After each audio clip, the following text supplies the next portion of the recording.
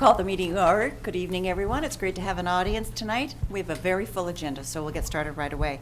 I'm going to ask for the adoption of the minutes from July 28th. Motion, please. Moved. Seconded. Thank you. Are there any errors or omissions? Okay, if there are none, we'll move forward then. All those in favor? No one's opposed. Motion is carried. Thank you so much. Resolution to amend the agenda. There is resolution to amend the agenda. I'll ask our corporate officer to just bring us up to date. Thank you, Worship.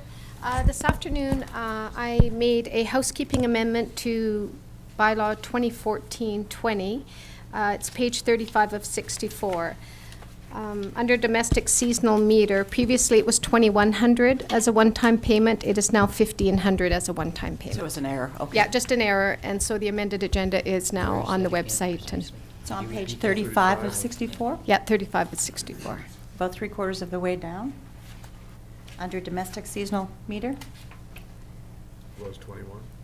Was 21, it's now 1,500. We need a resolution? So moved. Yes. Moved, thank you. Seconded, thank you. Any concerns? All those in favor? Motion's carried, thank you. Thank you, Worship. Anything else? That's it? Nothing else. Okay, great. There is a public hearing tonight. In fact, there are two public hearings tonight. So I'm going to read a statement that I'm required to read before all of our public hearings. This public hearing is being held pursuant to Section 890 of the Local Government Act. The purpose of this hearing is to consider certain bylaws which, if adopted, will amend Summerland Official Community Plan Bylaw 2000-310 and/or Summerland Zoning Bylaw 2000-450. During this public hearing, anyone who believes that his or her interest is affected by the proposed development will be given a reasonable opportunity to be heard or to present written submissions respecting matters contained in the bylaw that are subject of this hearing. All information, correspondence, petitions, or reports have been received concerning the subject bylaw have been made available to the public. Now I would like to invite the public to come forward and present their comments. Speakers are asked to state their name and address for the record. Speakers are encouraged to limit their remarks to 5 minutes and should include all of the relevant information in their presentation. Further opportunity will be afforded for all persons to speak a second or a third time, and once all persons have had their opportunity to speak. During the public hearing, council may ask questions of staff and public, but once the public hearing is over, no new information can be received. Council debate on the bylaw will take place once the bylaw is being considered after the conclusion of the hearing. At that time, any questions of staff should be for clarification purposes only. So the first public hearing is 4.1. This is bylaw 2014-017 zoning text amendment.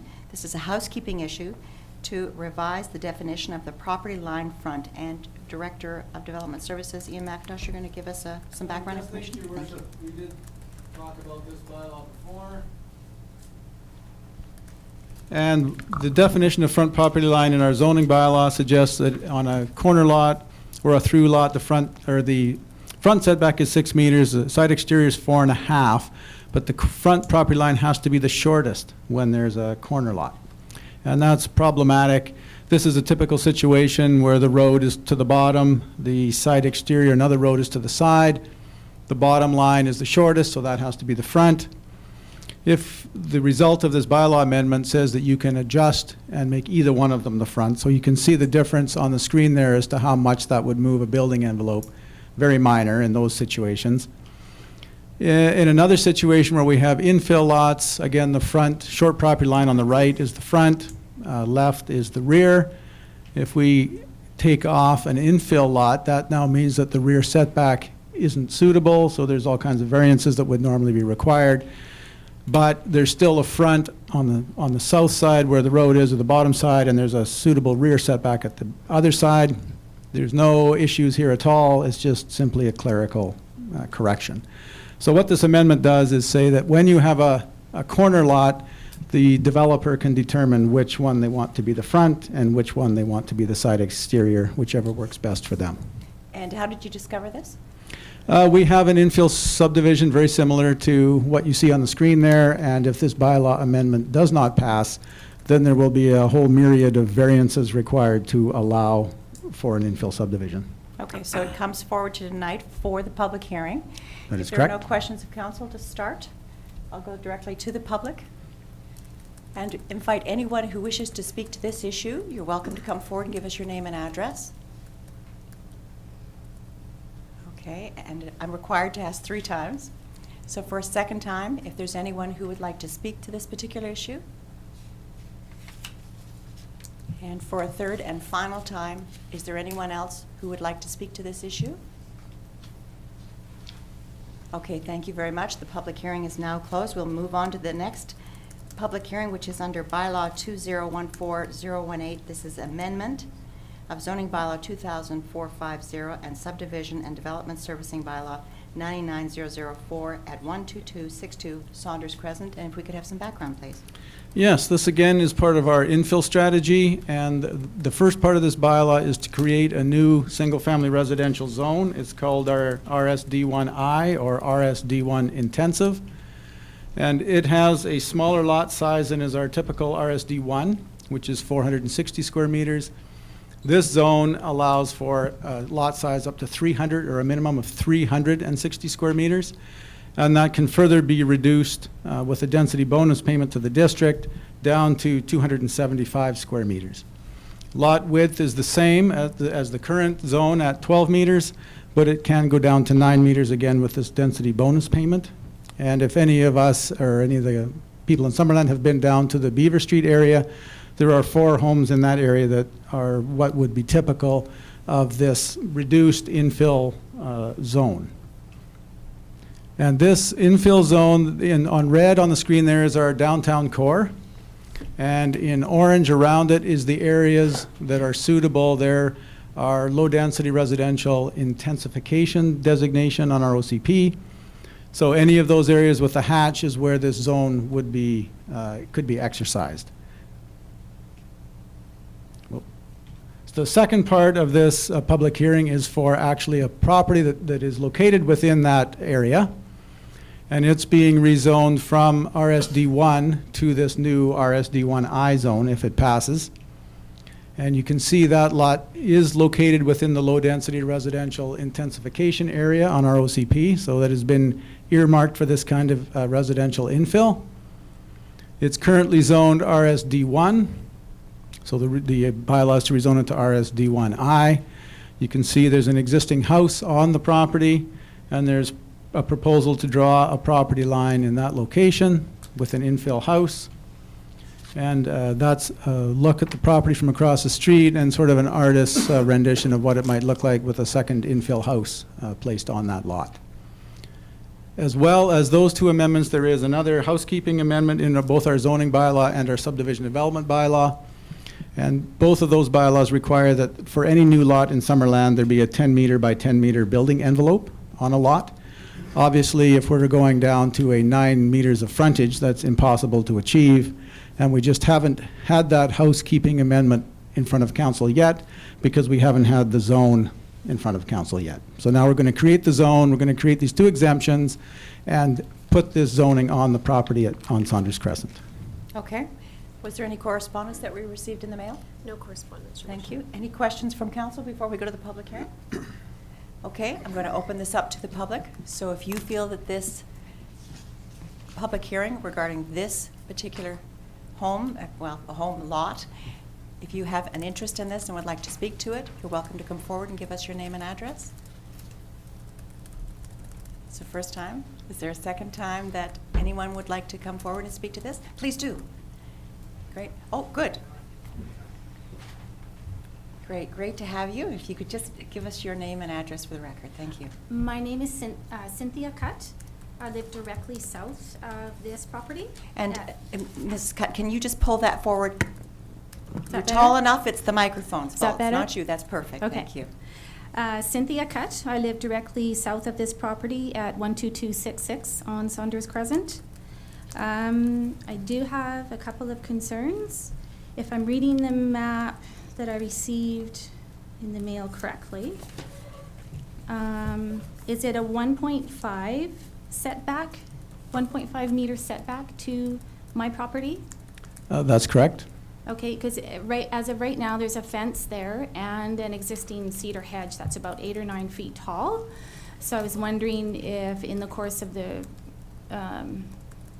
building of this unit, would that affect that hedge and therefore our privacy? And I couldn't tell by that picture if there were, it looked like there was maybe one window on the side of that building. As it is right now, we have a little bit of privacy from this yard with the existing hedge and the fence. So that was a concern that I had. We're used to the openness there, so having a building there would create a bit more density. As it is, our back door looks right into that sunroom of that house. It's really hard to describe. It's right south-facing to our backyard. Okay. And right into our back door, if you will. Yes. Also, would the structure be a rental property? And if so, would it be open to the public or to family of the existing homeowners? We're writing down these questions and we'll get them for you afterwards. You when bet. it's considered. Yeah. Would it create more noise, therefore, more traffic?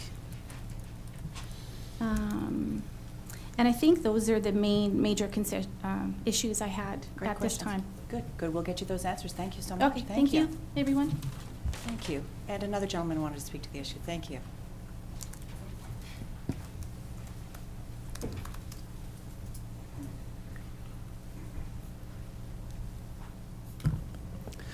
Christopher Boisvert-Gilman, Yes, Mr. 23411 Garnet Valley Road. Actually, Mr. McIntosh, can you go to the picture you had of the sample house? My question is more generic. The area between that sample house and the property line, would it be possible for them to make the house full all the way over to the property line? We're going to need to get you an answer on that. Can you tell us why you're thinking that and what your concern is? I've seen in other communities where they have done this infilling in the areas, and it really has destroyed the overall look of a community.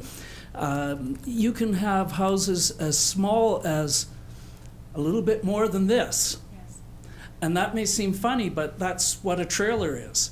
And in some of the communities I've lived in and seen that, it's just not good for maintaining property values, because often, and we're not dealing just with this case, because if this goes through, we'll be dealing with it throughout the described areas.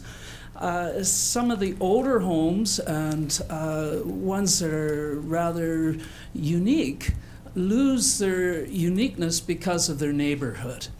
And consequently, as this lady asked about rental issues, those typically become rental issues, and then there are issues around that. So I guess my concern is for Summerland, not just this unique situation. And if we're looking to fill in Summerland, where do we draw the line? Right now it's drawn according to Mr. McIntosh's diagram. That's correct, the yellow and the red. But when will the OCP be changed again to make it even fuller and maybe even narrower houses? Good point. Thank you very much. Thank you. Is there anyone else who would like to speak to this issue? Thank you. Hi. And just for the record, your name and address. My name is May Kruger. I live at 10514 Prairie Valley Road.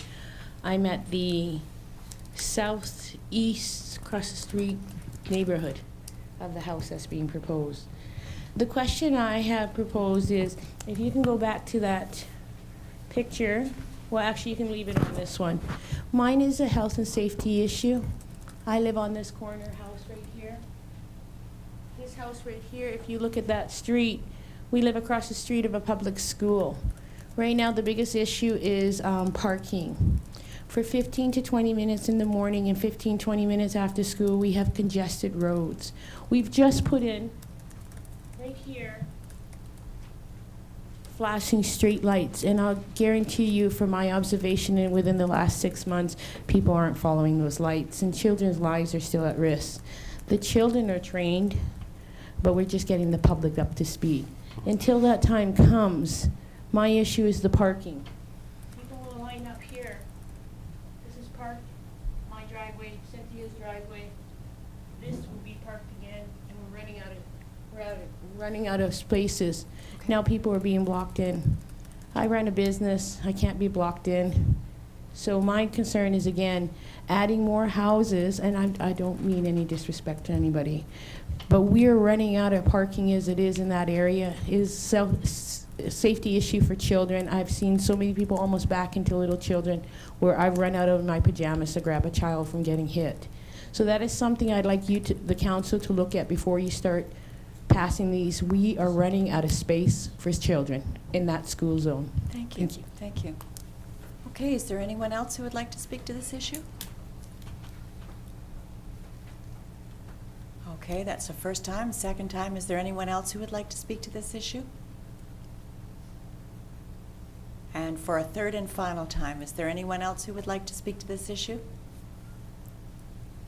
Okay, with that, I'm going to close the public hearing. We'll come back to the council table, and the bylaws are to be considered now, so we'll go back to the first public hearing, which was about the housekeeping, the zoning text amendment, which is 2014-017. And Mr. McIntosh, any final comments? We didn't have any concerns from the public. Any final comments? Nothing to add, Your Worship. Okay, thank you. The wish of council. Councillor Christopherson. Bylaws table. Thank you. If you could read it right into the microphone, please.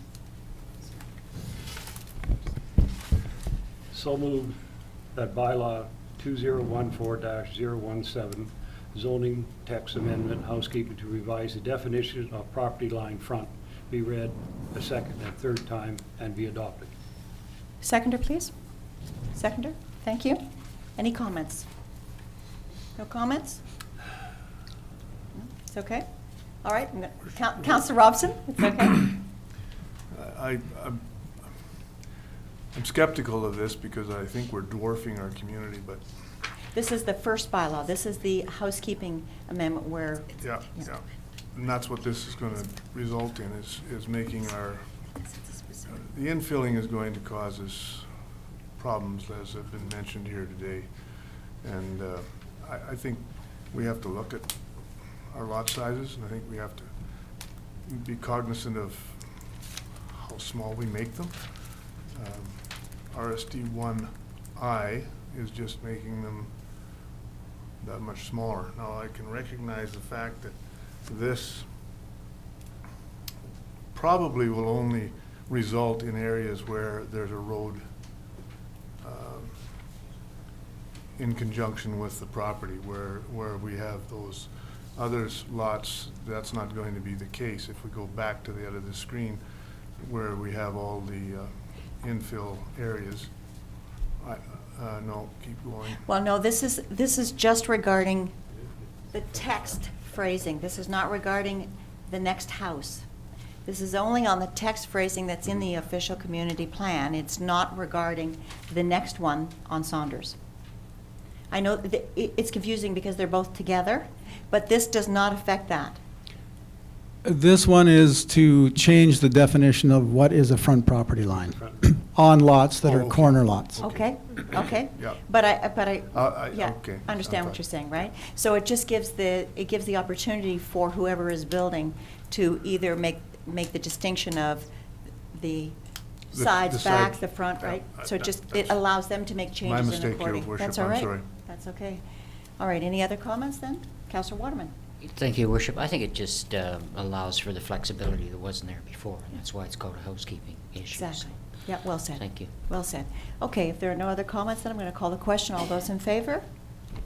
No one's opposed. Motion is carried unanimously. Thank you so much. Next item is the bylaw, the next one. Now, this is the one on Saunders, bylaw 2014-018. This is the amendment of the zoning bylaw 2000-450 and subdivision and development servicing for the 12262 Saunders Crescent.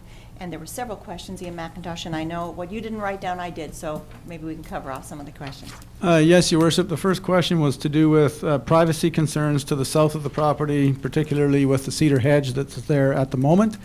There is no particular protection offered with this at the moment. Should that zoning go through and somebody attempt to construct a house there, They may be able to save that hedge if they wanted to, but there's no requirement for them to at this point. And it would be likely during the construction and the excavation for the foundation that it certainly may be damaged. So it's from the property line, not from where the edge of the trees are? That's correct. Okay. The second item was the tenure of the house, or could it be rental? And as with any property in Summerland, it's certainly subject to being rented if a property owner wishes to rent their property. This would be no different. With respect to noise and traffic, there would be one more house potentially located on that lot. There would certainly be a bit of extra traffic, one extra driveway, but in our view, it wouldn't be significant in this particular case. Have you looked at any plans for a house yet? Mrs. Cutt was asking about windows on the side that would be facing her home. We have not looked at it, seen any house plans so far. This is just an artist's rendition of what it might be able to look like. We just went and simply found a house that could fit. You could have some windows on the side yard. Typically, there are small bathroom windows and others in most house plans on the side yard. I would expect there could be some. Okay. They're And- usually, go ahead. Oh, sorry, no, and Mr. Gilman was asking about the property line. Could it be put to the... I apologize. Thank you. Thank you. With respect to the house, Property line, with respect to the house expanding, there are setback requirements, which is the same for this property in this house as for every other property and house in zoned RSD1 in Summerland. So they would have to have a 5-foot setback on either side, 20 feet in the front and 20 feet in the back. So there would be setbacks there. With respect to the character of the neighborhood, we don't regulate the form and character of private housing at the moment, so it would be up to the discretion of the builder owner as to what form of house went there. With parking, every lot that is subdivided and house that is built has to provide 2 off-street parking stalls. So they would have to have 2 stalls located on their property in order to get a subdivision approval and a building permit. Do they have signs up at all to say no parking residential area? I'm not aware if there are any in that particular neighborhood. I'm not sure. Okay, but there could be, couldn't there? There could be, and there are places in different towns and different circumstances where that has been done. I know in Penticton, near the hospital, there's a lot of signs up that say, don't park in here, it's a residential area, and it kind of keeps the traffic down so people realize they can't be there. We've got some questions coming, Councillor Waterman and then Councillor Van Alphen. Thank you, Worship. 2 things. The hedge that Scott mentioned is currently on the subject property that we're looking at? It appears so. We haven't had it surveyed, so I'm not certain, but it does appear. So if that's the case, and it's on the, I guess, north side of that property line, there's nothing to stop Ms. Cutt from putting in a juniper hedge or something along on her side of the fence to provide the same kind of privacy that perhaps is there from that existing hedge. Because I've got, being a horticulturalist, I have had to look at this a number of cases, and in my own case, I planted, for example, very water capable plants called skyrocket blue junipers, for example. Those have now reached, in about 7 years, they're 14 feet in height.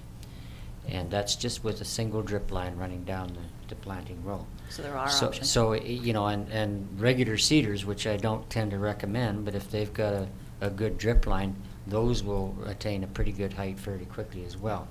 So I think that could be satisfied. The other aspect that I seem to recall when we dealt with an issue down in Trout Creek somewhere, there was a problem with a house next door that was setting itself too close to the lakeshore versus another house. And so there was concern about the privacy issues from one deck looking directly into a house adjacent. And so I'm wondering, when it comes to this sort of issue, and I think it's a very valid issue with respect to this RSD1I, because we're going to run into this.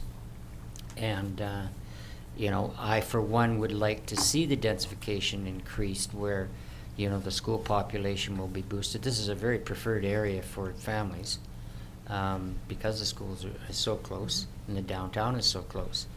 So I think we're going to have to look carefully at these privacy issues to ensure, and you've addressed the parking, But I think it's critical that we address the privacy issues from both sides of a property line. So I would encourage people to, even now, plant a hedge next spring, get it going so that you can have it quickly in place to ensure your privacy. Any more Okay. questions? No, that's it. Thank you, Councillor Your Van Worship. Alphen? Thank you, Worship. A question through the planner. In this zoning where we are today, these lots are capable of carriage homes, a lot of them? Yes, the parent parcel certainly would be able to build a carriage house. So, I mean, this is one step up from a carriage house. There's nothing stopping people today to go ahead with a carriage home. That is correct. So, I mean, the whole, I guess, privacy issues and all these things, with a carriage home, we'd run into the same situation. So this is just another dwelling, basically. And as Councillor Waterman referred to, being that it is a full-size home, close to the schools, I can see it being very desirable for families wanting to live there with children, where a carriage house would probably be more of a rental type situation in most cases. So I think I prefer to see the home on this corner lot. Thank you. Okay, Councillor Waterman again? Sorry, Your Worship. That's all right. I hate to That's all dominate right. Not anything to here, but I think people have to remember that most of these lots within the core area that our planners just mentioned were originally developed when there was septic tank requirements, and there was not a sewer in place. So they had to have a fairly good-sized lot to enable the placement of a septic field. So now that we have sewer in the area, it allows the option of doing this sort of thing because that difficulty is taken care of. Okay. So there's lots that are, it really depends on how the house is located that's already there as to whether it's a reasonable option or not. Okay, Councillor Robson and Councillor Hacking? Yeah, going back to where I was previously commenting on, Your Worship, I see this only in a few areas in that particular, if you go back into the former, Where you've got all of residential, yeah. those orange areas, for example, are only going to be able to do this if they're adjacent to a street. Is that not correct? Every lot that is designated in the orange hatching could potentially take advantage of the zoning if the house is located, well, either the house would have to be demolished or if it's located such that you could create a new lot. But they're all large enough and wide enough to be part of this program if they could get zoning. And access. Access would be off the street. And every one of them has road access. It's not, they don't have a back alley. I guess my point is they don't have to be on a corner lot for this to be accessed. They could do this in the middle of a block depending on lot size and house location. It just depends on, if the house is in the middle of the lot, it's very unlikely that they're going to tear that house down until the house is of an age where they'd want to tear it down anyway. And then that might be an option at that point. But at this stage, yeah, good comments. Okay, Councillor Hacking and then Councillor Christopherson. In the same vein there, and I'm going to put you on the spot, is do you have just an estimate on the amount of potential infill lots in this area?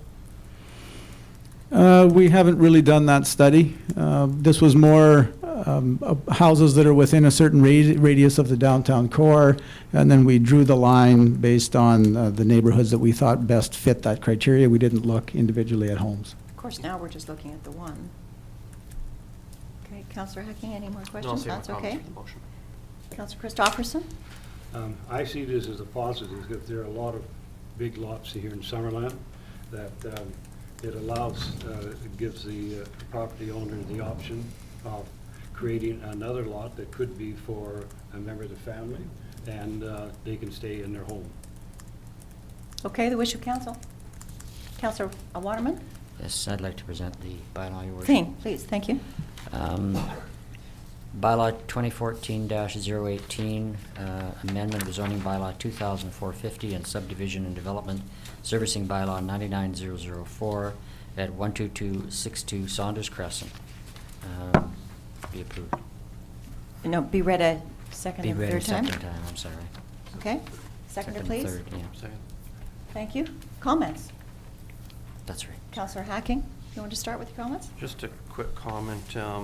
As you can pretty much gather from the satellite view, is the RSDI is a way to densify the lots, but most houses that fill the full width of the lot setbacks, this isn't going to be practical unless you tear down the lot or tear down the existing house. So we may see a couple of these, but I don't think we're going to see a notable percentage of these applied in the noted area for some time coming.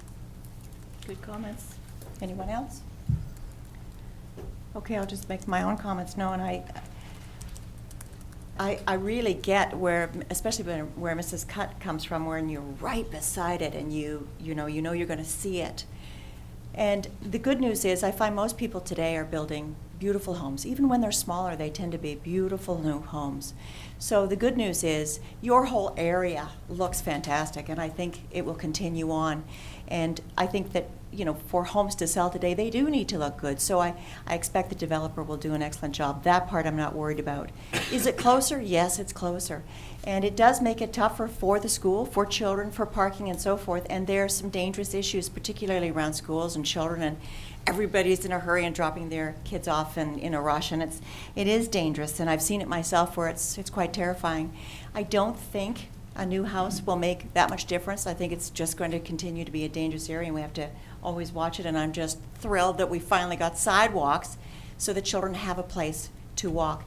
But as one of the councillors says, I think Councillor Van Elfen, this is, and Councillor Waterman, this is an excellent area for growth. It's, the children go to schools, and this is what infill is all about. This is the way infill works. It's painful for everyone.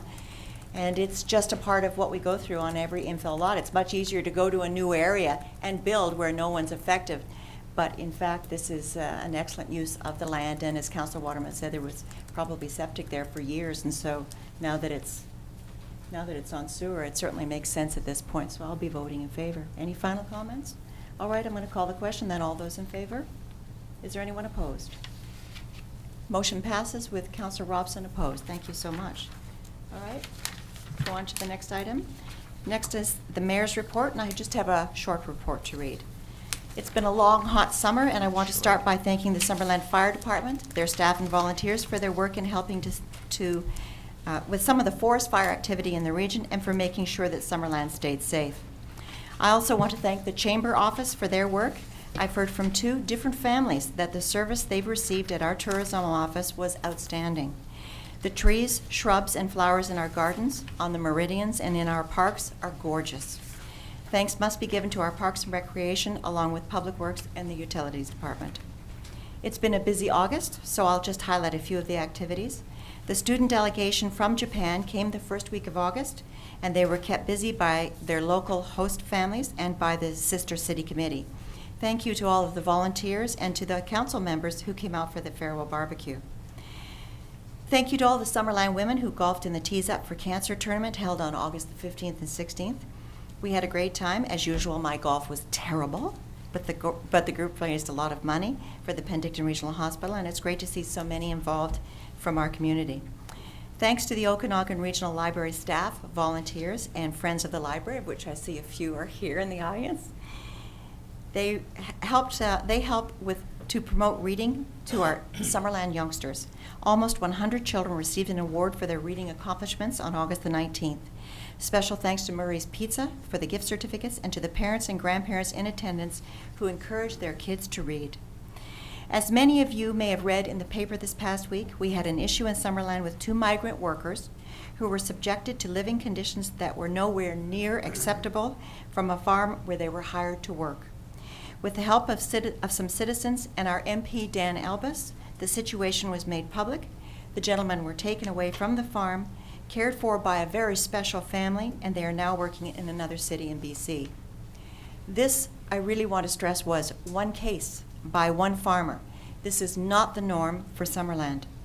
I know several farm owners in Summerland who hire summer workers and treat them with respect and dignity. The workers are happy, healthy, and make good money for their summer jobs because of our community. To ensure the long-term program for bringing in foreign workers keeps going, we must all make sure that employees are treated appropriately. Please report any activity you feel is unacceptable. to our MP Dan Elbis's office immediately.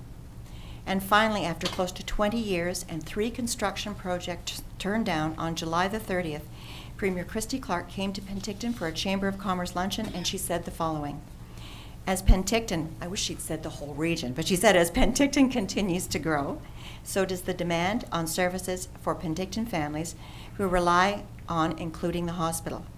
We committed to moving forward with a new patient care tower, and today we are moving forward, said Premier Christy Clark. This is a crucial step in the right direction, and was she right? This announcement is the largest project ever done in the South Okanagan and Similkameen region. This hospital expansion that will total $325 million is massive. It's comprehensive and it's efficient. Decades of excellent health care will be provided for all of our communities in the region. Summerland residents will benefit tremendously. Our children and grandchildren will use this hospital for the rest of their life. It's hard to comprehend that length of time. The procurement and construction phase will take close to 5 years. The 3.5-year construction phase alone will require almost 2,000 jobs. This is excellent news for the economic growth and prosperity of Penticton, Summerland, and the surrounding areas. Of course, I would like to sincerely thank Premier Christy Clark, who promised us that the new hospital would be coming, and she followed through on her promise. Along with the work and persistence of MLAs, our own Dan Ashton, Linda Larson, and Jackie Taggart, thank you, Dan, for putting up with me asking for this project so many, many times. Thanks also to the incredible support of the RDOS, the Regional Hospital Health District Directors, the Penticton City Council, Chief Jonathan Kruger, and all of the Indian bands in the region. Thank you as well to all of the doctors who stood up a year ago and said, we can't wait any longer. They were positive, energized, and never asked for more than what our region rightfully deserved. The doctors informed the public of the need for a hospital expansion better than anyone else ever could. And finally, thanks to the public for all of the support that you gave us every step of the way. We still have a lot of work to do, a lot of funds to raise. The building, of course, to construct. Summerland, mark your calendars. In approximately the summer of 2019, you are invited to the grand opening of the finest hospital in BC, your hospital, your healthcare in your region. So I hope to see you there, and that's my report. And I'm going to ask, our CAO is away out of town, so I'm going to ask Laurie Coates, our Director of Finance, if you have a report. Thank you. Thank you, Your Worship. Yes, I do have a few items to talk about tonight. So the first thing I wanted to mention was that last Friday, on the 22nd, the campfire ban for the region was rescinded, and I'm sure everyone has already got that information, but in case not, just a reminder of that. And also along with that decreased fire hazard, Giants Head Mountain Park Road was reopened to vehicle traffic Friday as well. And there's been a notice on our website that you may see some vans in your neighborhood taking pictures of properties. They're hired by the British Columbia Assessment Authority, and they're going around the week of September the 2nd now. They were expected to be in our community this week, but they've been delayed a bit. They will have out-of-province license plates on them. I think they're contractors that come from the States that are hired by the BCA. So people sometimes get nervous when they see a Montana or a Utah or something like that plate on a van going around taking pictures of every house on the neighborhood. So just rest assured that it is legitimate, and these folks have been hired to help the Assessment Authority do a project they call the desktop review. So Summerland's going to benefit from the results of this on our 2016 assessment roll. And the last thing is just an item that's on our agenda tonight is the library and the development permit application for it. But just to mention that there will be construction fencing showing up soon around the new library site. This will be blocking off the parking area road adjacent to the former mechanic shop on Main Street. And one-way traffic will be allowed on Kelly Street from Main to Wharton. And we just want to make sure that we advise the public and note that there should not be any significant altering to traffic accessibility for downtown merchants. And that's the end of my report, Your Worship. Good. Thank you so much. Okay, we'll move on to the next item under 8.1, which is the metered water rates and fixed water service fees. It's under unfinished business. I thought that's appropriate. It's only been 5 years, so it's it's about time. So our Director of Finance, Laurie Coates, in place of Tom Dare, CAO, if you could take us through this, please. Yes, thank you, Your Worship. That's certainly an appropriate comment that this has been a very long process. So we have tonight before Council 2 bylaws to receive first, second, and third reading, should Council decide to go forward with that. And that's our water utilities bylaw and an amendment to the fees and charges bylaw. Those two pieces of legislation will put into place the framework for our new water meter rates and fixed water service fees. So I'm going to walk you through the report that you have in front of you, section by section. And I want to start, first of all, with bringing forward thanks from the district to Dr. Parchomchuk, if that's the correct pronunciation. If not, I apologize. He's the man who provided to the district the cornerstone for our new rate structure, which has a threshold for lower rated water versus higher rates as your consumption increases based on the size of property. So we want to formally acknowledge his contribution and thank him. Dr. Parchomchuk is a retired irrigation engineer who worked at the Pacific Agri-Food Research Station here in Summerland. And I'd be remiss if I didn't also include acknowledgement and thanks to the staff in Works and Utilities, the Finance Department, Corporate Services and Admin, who have put in numerous hours on this project.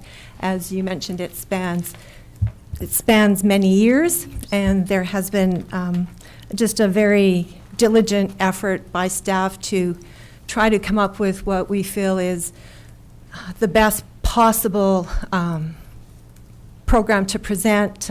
We acknowledge it's not perfect. There has to be some compromises in some areas, but it has been designed to be fair and equitable. And we have, I just want to acknowledge the efforts of staff who have worked very, very diligently on this. So the bylaws that we have here today have been slightly changed to include some recommendations from Council at the last meeting, where grandfathering provisions for meter installation at the cost of the district were asked to be included, and those show up in a section in the water utilities bylaw, and also an option to pay those metering costs should the district not be covering them on a monthly basis over a 12-month period. So both of those recommendations of Council have been included in the versions of the bylaw that are before you tonight. One of the things that makes the program that we have in front of us tonight so difficult to move forward and to come to where we got to is that the system that we have here in Summerland has so many different faces to it. So we have domestic meters, compound meters, irrigation meters, currently even some unmetered water use. We have many different sizes of parcels, and we have a very complex system. I think that over the last however many years it actually has been, I wouldn't comment, but it's been many, that we started down several approaches, received comments back from the citizens and property owners that, it wasn't going to work and we needed to take a different approach. And the complexity of it really has shown up in our open houses and the information that we have taken into consideration as we worked our way through all of the different situations that can occur. So in summary, there's 4 items that show up in the report. Really is, we targeted as sort of the major pieces that are different from what we currently have that we wanted to bring to Council's attention, and also work through a little bit of the details so there's a full understanding of of how this is going to be implemented should these bylaws go forward tonight. So first of all, there is no longer a difference between a single family and a multifamily user in our existing framework. If you were in a multifamily situation, the per monthly fee, base fee, where the flat rate was different depending on which category you fell in. Now the base fee for both is the same. And really, the overriding provision when we talk about the base fees in all of the different categories of users comes back to the same thing. The cost of operating a water system arrives from securing the water sources, the base costs for all treatment, the maintenance of the distribution system, and the capital costs for all components. That doesn't change as you move from one type of user to another type of user. So we wanted to have consistency and for it to be, fair and equitable. So that base fee is there to provide the funding that isn't going to change based on consumption to secure that water and have it available not only for personal consumption and irrigation, but also for fire protection flows, which is a significant piece of providing water here in Summerland as well. So on that same vein of talking about the base monthly fee, currently there is a program in place where if you are lucky enough to be a snowbird and not having to spend your winter here in Summerland, you would call into the district, let us know that you weren't going to be here for 6 months, and you wouldn't pay the flat fee for those 6 months that you weren't using your water. You'd have your water shut off, and you would have no bill. So that isn't going to be in place in the new system. All accounts are going to incur that monthly fee, whether you are here or you are away for the winter months. So that is a change, and we want to make sure that everyone is aware of that. The plus side is that for those who are absent, you do benefit from having a lower monthly fee than there is currently because you aren't going to be paying for any consumption. So moving on then to an area that I think has caused probably more concern to staff as we were working through it and also with the public. So I'm going to take a fair amount of time on this one and go through it step by step. And of course, if there's any questions, please feel free to ask me about it. So there are a number of properties who used to be on the irrigation roll. I think we're all familiar with that role where water is provided for that purpose of irrigating more than a residential lot with vegetation.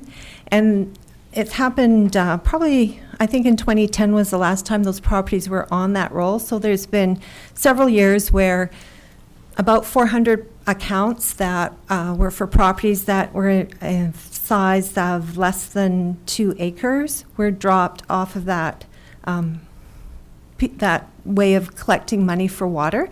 So they actually haven't been paying for water use for a few years now. And we took a long, hard look at that and determined that all users of water should be paying.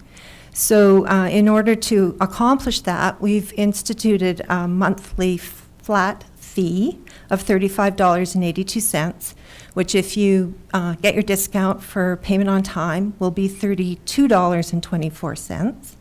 And that monthly fee will go into be billed beginning January 1st if these bylaws go through, so January 1st, 2015. People who are in that sort of lost properties who are on the irrigation roll but aren't on there any longer will now receive a monthly billing.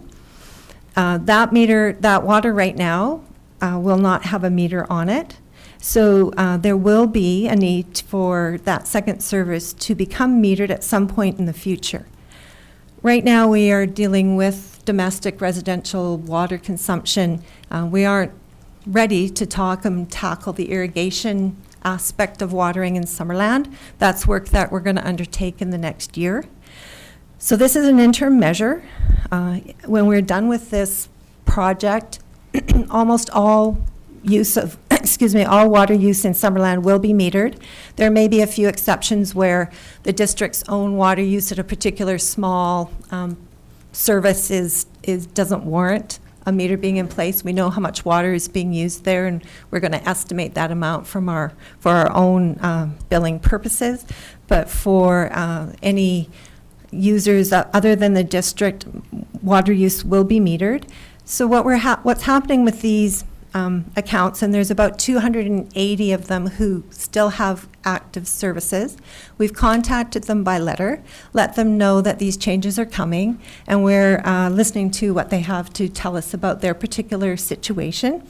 we found out that from about the half who have responded to our initial letter, about half of those have determined that they really don't require a second service, and they're going to have them abandoned. So one of the other key elements in having this review of services is that there's over $150,000 spent on maintenance costs for services in the district. So any services that we can reduce will save us money in the long run. So we are encouraging folks to really decide if it is necessary for them to have that second service or whether they can make do with the one existing service that they have. Saving on metering costs, saving on maintenance costs. It hasn't been determined at this point yet that that all of them will require that second meter, but should they require it, there definitely could be a cost to the property owner. So we want to make sure that everybody's aware of that, and that cost would be $1,500. It isn't required to be paid today. We still have to do our work on irrigation water, figure that all out before we move forward in collecting that money from people and making sure that those meters are in. But we do ask that they contact us and let us know that they have a second service, and if they intend to keep it, we are going to keep track of them to follow up and get those meters in place when we need them. And the last piece of information was about condos or stratas, and there's been a lot of concern from stratas about the need to have additional meters if they've got irrigation services. So they may have an account for every resident within their units, and the district is we're requiring that they have an additional account for that irrigation service as well.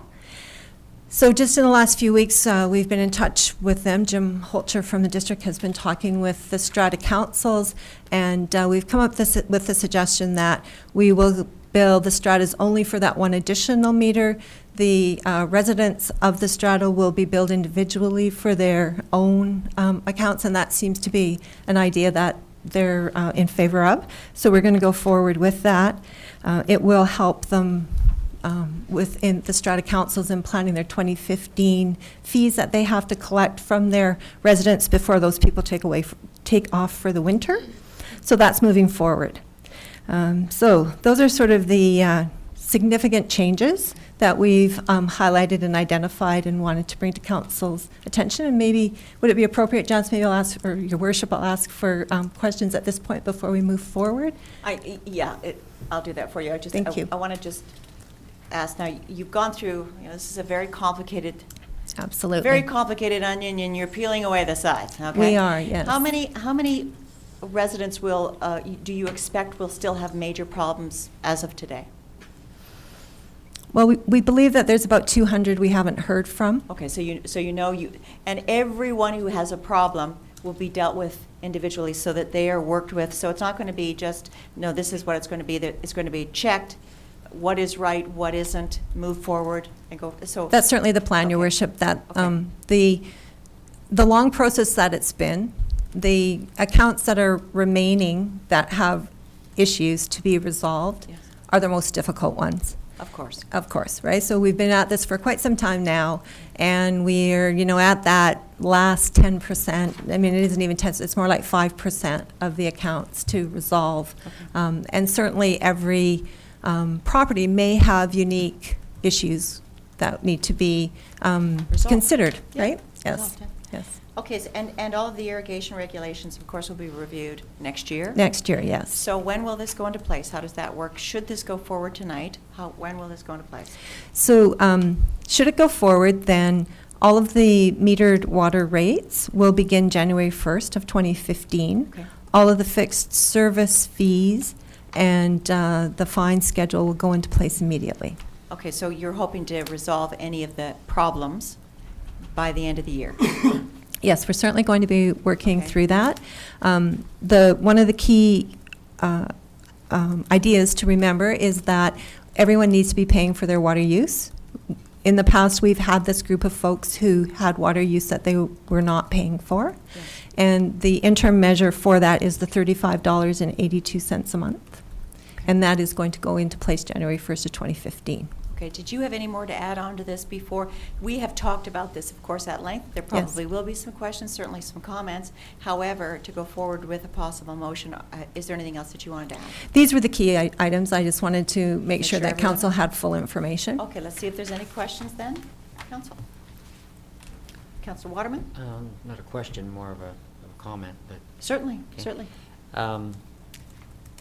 I guess, you know, I've witnessed this process and had to go through some of the convulsions personally, and where we've tried to deal with this difficult situation for a number of years.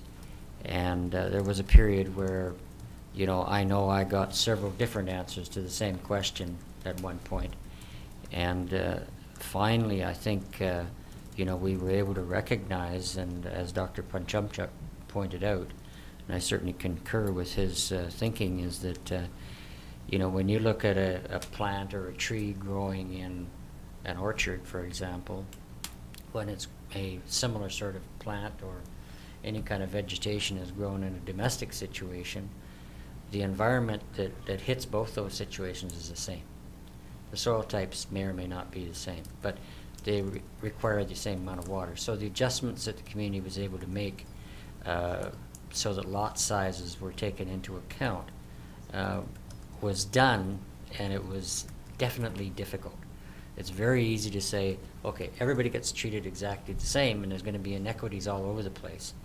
And so we've tried very hard, and staff has done one hell of a job over time in the last year and a half, I think more than any other time, to deal with these sort of inequities. And I've always felt with, you know, the computer age, we can deal with it, and we have. So I think that's a real bonus. But at the same time, you mentioned difficulties, and I know I had a call this evening regarding, I think almost was prophetic, because something came up this morning where I mentioned potential difficulties. And I know Mr. Barry Cowan has a particular situation that I think fell into that area of concern. And I'm hoping that situations like his can be dealt with, and on a fair and equitable basis. I don't know if there's any opportunity for Mr. Cowan No. to make any comment No, tonight. at the end, certainly at the end of the meeting, Okay, yes. okay. At this stage, we. Right, okay, but at any rate, you know, there's going to be these numbers of situations that I think staff has demonstrated, and council as well, that given the difficulties that we saw, that we had to try and deal with the whole situation as fairly as we could. And it's been a very complex issue, so I commend you on coming up with the resolutions that you have. So I hope you can continue with that same sort of fair and equitable approach as you deal with more difficult situations. Thank you. Councillor Robson, if I can just abuse you a bit.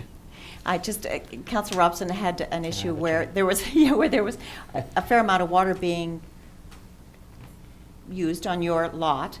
And so you went to Jim Holter, who was able to produce for you a list of, was it every day or was it every month? Every day. 3 months. Incredible. And to help the Robsons to figure out what their water usage was and what was and what wasn't working, and there were some irrigation issues and so forth, right? So those are the kinds of things that we can do to help residents.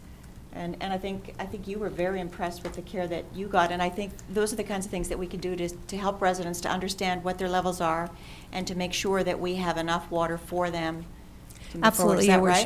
Worship. Our belief is that the water allotment is sufficient for watering and domestic use.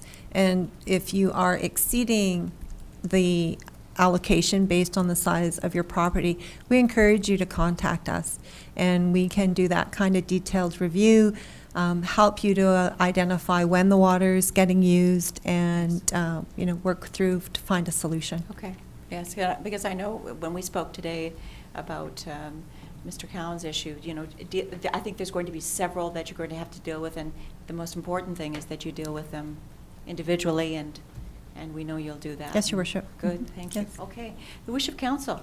One more comment, Your Worship. Sure, and then we want to get this on the floor. I realize Councilor that. Waterman. I think, when earlier on in the process, before staff staff did get to the kind of detailed areas that we have, there was an attempt to sort of drive down the allotment of water that there might be available. It was going to be reduced from what was considered a regular level for arable irrigation levels.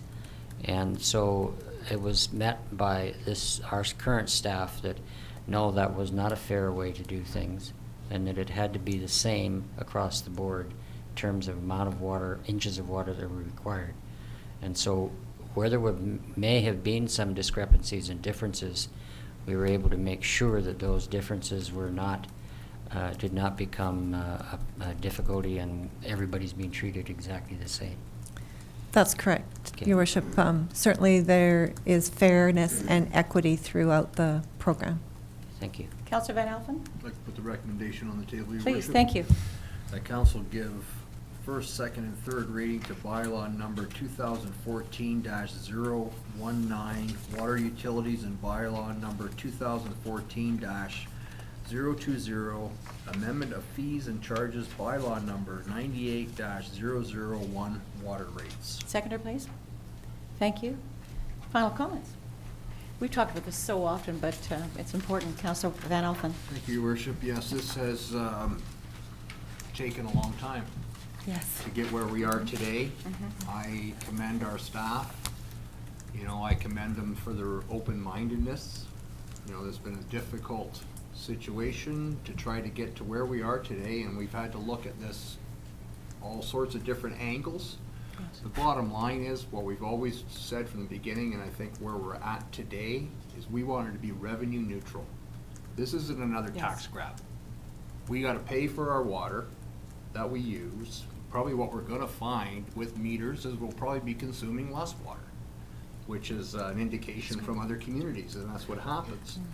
But the bottom line is, this isn't a tax grab. We need to meter and monitor our water, you know, because it's a valuable resource that we have, and nobody's trying to get more money, so we're trying to be as fair and as equitable as possible. Thank you. Councillor Robson? Thank you, Your Worship. Yes, I have to agree, this has been a long haul, and I think it's a fair way to look at the way we've come to this bylaw. This is only the domestic water use that we're looking at here. The domestic water use is 20% of our water supply. The other 80% is through agricultural use. And I think that when we go into the agricultural use, we have to look at their consumption rates as well. And I think they are looking at it as we speak, because it's been an ongoing thing over the years. And I think it's important that we all try to conserve. And this is one first step in making that opportunity for carrying out that responsibility. Thank you. I was at the RDOS meeting last week, and Dr. Anna, Councillor Waterman, what's her last name, from the OBWB? Sears. Dr. Anna Sears was there from the Okanagan Okanagan Basin Water Board, and she talked about water meters, and she said they are absolutely vital for the conservation of water. And she said, and she specifically said, not just to our residential community for the consumption of particularly of water on our lawns, but to our farming community. Everyone needs to be concerned about how much water we use, and water meters are the best way to move this forward. And I've been stressing about this coming forward tonight, and it would just reaffirm for me that even, you know, as we hear the experts like Dr. Sears, we just know that this is the right move. It's taken a long time, and Dr. Parchumchuk, you are fantastic. We love you forever. It's fantastic that you helped us to get here, because it was the very first program that felt fair. And it was our own citizen that really discovered it. And when we heard a story, Ian McIntosh heard a story of a staff member who was paying $2,500 a year in another community before they came to Summerland. So we know we are on the right path, but that doesn't mean that if there are problems, we'll deal with them. We can tweak this program as we go along, but we've got to get started. And I think John's probably done 15 stories where we've talked about, we think we have it this time, we think we have it. But in fact, this is finally where we are just feeling the best that we felt in a long time, and I'm really pleased to go there and to move this forward. And next year, irrigation, we'll deal with it. The most important thing that we do for our farmers is make sure that they have enough water for their farms, for their businesses, and for their livelihoods. That's the most important thing. So we'll do that with that next year. We don't have to worry about that today. And those individual issues, like Mr. Cowan's, we're going to deal with those individually. We'll come up with solutions. If those issues come back to the council table, that's fine too. Okay? Absolutely. Okay, if there are no other comments, call the question then. All those in favor? Anyone opposed? Motion is carried unanimously. Thank you very much. Thank you, Your Worship. All right, thank you so much, Laurie. Next item on the agenda is under Development Services, and this is the Development Variance Permit for Lot 9 DL 673, Plan 33284 at 19269 Lakeshore. Ian McIntosh, Director of Planning, would you please take us through? Yes, thank you, Your Worship. This is a development variance permit to vary the front yard setback of a carriage house and to allow an accessory building in the front yard of a property. And as you mentioned, the property is located in the Crescent Beach area of Lakeshore Drive. Shown on the screen, it's currently zoned RSD1, which is one of our single-family zones. It is next to the bluff, although the property is not within the high hazard development permit area or the red zone, as you can see there. This is the property that we're talking about, and you can see the carriage house is the brown building that is showing there. They're going to remove an existing garage, which is this building in here, which is right on the property line, and replace it with a carriage house with a deck out the back and a carport on the side. This is in our riparian zone and requires a riparian areas development permit, which can be issued by staff. We have had a riparian report, and the carriage house, to keep it as far back from the lakefront as possible, requires both a variance to the front setback, reducing it from 6 meters to 4.5 meters, which is roughly 20 feet down to 15 feet. We have done that in the past for buildings because it still allows a car to park on the property and between the building and the property line. But in this case, it does also protect the foreshore more than moving the building back.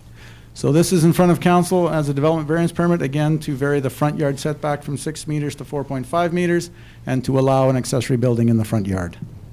I apologize, but just in the staff recommendation on the report, it actually says from 6 meters to 5 point. Oh, 5 meters. You're right. I'm sorry. It is that- 6 meters to 5 meters. That is correct. So it's only 1 meter that It's a we're 1 meter reducing it by, variance, is that yes. correct? I apologize for that error. Okay, oh, listen, I'm thrilled I found that you finally made an error. That's good. I don't hear that, so I'm impressed. Okay, this is a variance permit. That means that we go to the public for their opinions, so I'd ask you to hold your opinions. If you have any questions, though, of Mr. McIntosh, now's the time. Okay, nothing? All right. We'll open it up to the public. If there's anyone who would like to speak to this particular development, please feel free to come forward and give us your opinion. And for a second time, is there anyone who would like to speak to this issue? And for a third and final time, is there anyone who would like to speak to this issue? All right, then we'll close this portion, come back to the council table, and the wish of council, please. Councillor Hacking. Move that a development variance permit be issued to vary section 4.5.4 of the zoning bylaw to allow an accessory building in the front yard of the property. Section 10.1.6B, section I of the zoning bylaw to reduce the required front yard setback for an accessory structure from 6 meters to 5 meters.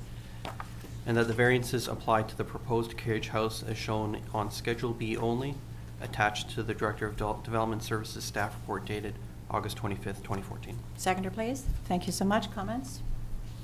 Comments? Anything? No? Councillor Van Elfen? Well, the only comment I have, Your Worship, is I appreciate that, we're looking at these riparian areas as diligently as we are. It's nice to see that. We're protecting those areas, and hats off to our planning department for looking after that and looking after the habitat. And a 1 meter difference is pretty minor at this point in time. Thank you. Thank you. Okay, if there are no other comments then, okay, I'll call the question. All those in favor? No one's opposed. Motion's carried unanimously. Thank you. Ian McIntosh, I'll let you take us through the next one. This is the 10.2, which is the development permit application for 9533 and 9535 Main Street. It's only taken 15 years to get here, the new library. So if you take us through. Thank you, Your Worship. This is my pleasure to bring this application forward for Council's consideration. It is the development permit for our new library. It is between the high school and Memorial Park, located on the south side of Main Street, up against Kelly Avenue. I'm sure most in the community are well aware of that site at the moment. It is in our downtown development permit area, so a development permit is required for the form and character of the building. Again, it just shows the site there. And as you can see, there's the building that is going to go onto the site. You can see that there is a parking lot to the left of the building as you're looking at it. And the library is proposing to develop that parking lot, as you can see there. There is another issue. The district has committed funds in the neighborhood of $60,000 to move a gas line and electrical line that runs under that parking lot off the site, because when we made the sale to the Okanagan Regional Library, we did not know exactly where the building would be going, so that we made provisions to move those utilities if required. The building is being located on the east side of the site, so it is possible that those utilities may not be required to be removed. And if that is the case, we're hoping to, council will agree to allow staff to reallocate the $60,000 that was to go into that removing those utilities underground, and develop this parking lot into a parking plaza, which will double as a parking lot for the library and also become a public plaza for certain events such as Light Up, Action Fest, and other things. We can use that, have a dual purpose there. So you can kind of see the difference between the bare bones version, if you like, and the dressed up version that will happen with some street furniture, additional trees and such, if council sees fit to let us reallocate some of those funds. But back to the form and character of the development. Our downtown design guidelines, as council is well aware, have changed over the last number of years.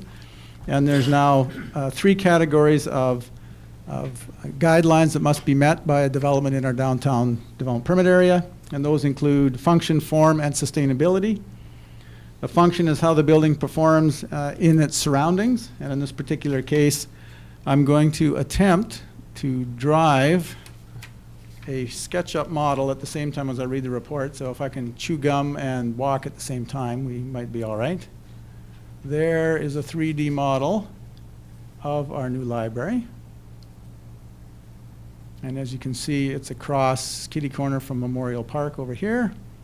And that is the structure. So the most notable part of this structure is what we call the paraboloid roof, which means it is low in the corner at Main and Kelly and rises as you get towards Memorial Park. And then the other side of the building does the opposite. It's high on Main Street and low on Wharton. So there's kind of a interesting shape for the roof there. So that certainly fits into the architectural interest into our downtown core. The roof line, coupled with the large glass windows on the south side, relates well to Memorial Park to the southwest. So if we turn the building around, you can see those large windows towards the south side. And the building fronts Main Street with the building entrance in the center of the building. And there is an entrance porch. You can see here a very wide area of sidewalk. The front entrance is over here. It's essentially glass along the north side on Main Street, providing interesting views into the building, which is intended to animate the street. Bright colors on the interior. You can see the red wall there, and there's a bright blue wall inside here. So essentially, the glass allows views into the building where the bright colors animate the street. Show the wood. You got to show the wood. It's beautiful. We're getting there. Whoop. Sorry. I was just There we afraid go. you were going to miss it, and it's just spectacular. The soffit is going to be wood where it's protected underneath the roof, so we still get the beautiful wood edge, but it's not subject to weathering. The building has been located adjacent to the existing building to the east to try and tighten up the street edge to provide an enhanced pedestrian experience.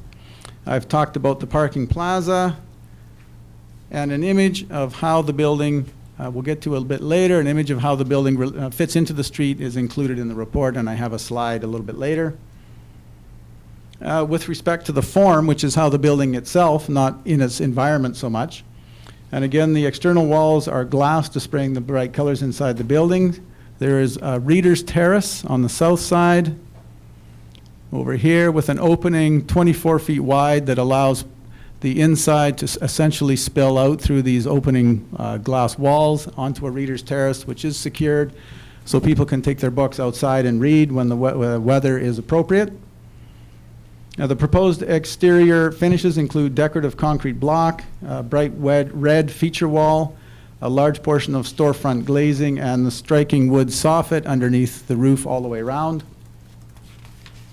The exterior colors are light with the exception of the red feature wall, and as I mentioned, there's large sliding doors on the back here that allow the reader's terrace to expand out into the outdoors and when the weather's appropriate. And the final category that we deal with is sustainability, and this is how well the building performs over time through energy use and environmental responsibility. And this project has a number of sustainability features. The south side of the building is essentially glass, as you can see here, which captures the winter solar energy. However, there is a protective canopy here at the 8-foot level that shades, and at the top here, that shades the windows in the summer so that it doesn't have too much solar gain. Strategically located windows mean minimal artificial lighting inside the building is required, and the light colors proposed for the exterior of the building reduce solar gain in the summer. And there is a grove of trees in the back here that I can show you. And that again provides shade and deals with the stormwater retention off the building so that it is all dealt with on site. With respect to parking, the minimum amount of off-street parking required in our bylaw is 15 stalls, and there are 11 provided on the site. So there is provisions in our bylaw for cash in lieu, so there will be a requirement for cash in lieu for 4 parking stalls for them to meet the requirement in our zoning bylaw with respect to parking. However, we believe that the parking, there is adequate parking in the area, so we don't anticipate that parking will be a problem. There is significant landscaping proposed on the site, and the Okanagan Regional Library Board has guaranteed to provide the landscaping in accordance with the plans. The application was reviewed by our Downtown Design Committee at a meeting held on August the 18th, where the architect came and presented this design to them. We had members of the gallery. There were questions from them regarding parking, landscaping, impacts on views, public messaging. And after debating some of those issues, the commission, or the Downtown Design Committee, did accept the design proposal as presented and did recommend that council allocate the funds that we were going to use for relocating underground utilities into the parking plaza. With respect to financial implications, the district has sold the property to the ORL. There has been some waiving of permit fees to allow the project, all the funds for the project to actually go into the building and site development. There is one obligation that the district does have to provide the interior furnishings as part of the contract with the regional library. That is estimated at $125,000 that will be required to furnish the building on the inside. So certainly in conclusion, this library is a welcome addition to our Main Street. Will infuse the street with new energy. It's a fully accessible building, also provides space for community events. And the project satisfies the design guidelines in the community plan, and we're hopeful that council will issue the permit.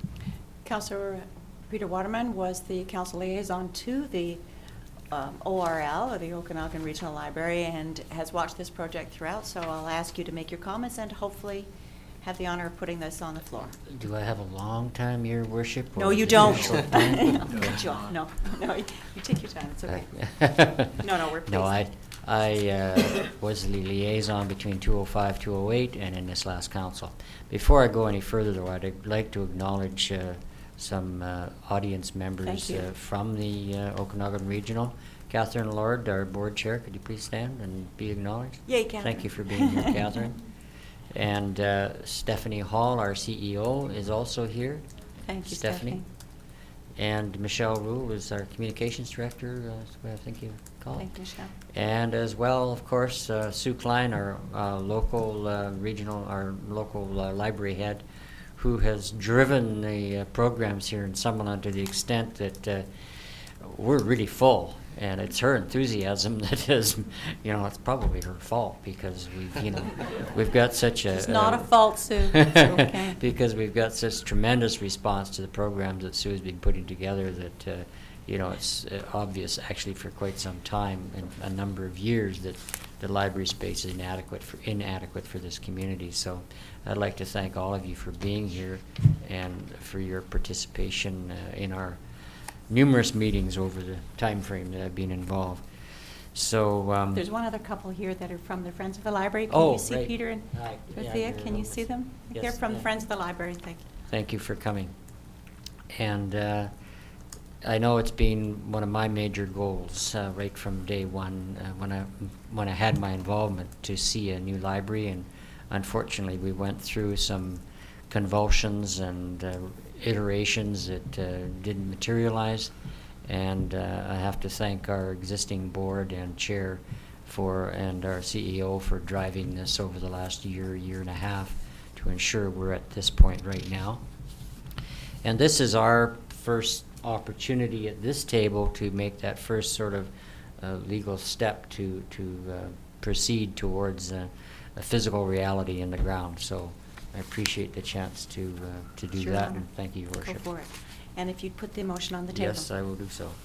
I'd like to put the recommendation on, Your Worship, that a development permit to construct a new library on lots 19 and 20, District Lot 3640 ODYD, Plan 5297, and amended Lot 6, DD 53087F, District Lot L65, SDYD, Plan 1772, and closed road plan EPP 40065, located at 9535 and 9533 Main Street, in accordance with the plans attached as Schedule B to the Director of Development Services Staff Report dated August 25th, 2014, be granted, and that Council authorize staff to reallocate $60,000 earmarked for relocating underground utilities to development of the parking plaza. Good. Thank you. Seconder? Good. Thank you. And any other comments? You're feeling No, okay? I think Okay. I probably had a No, you did a good reasonable- job. Good job. Any other comments from anyone else? We've been at this a long time. Councillor Van Elfen.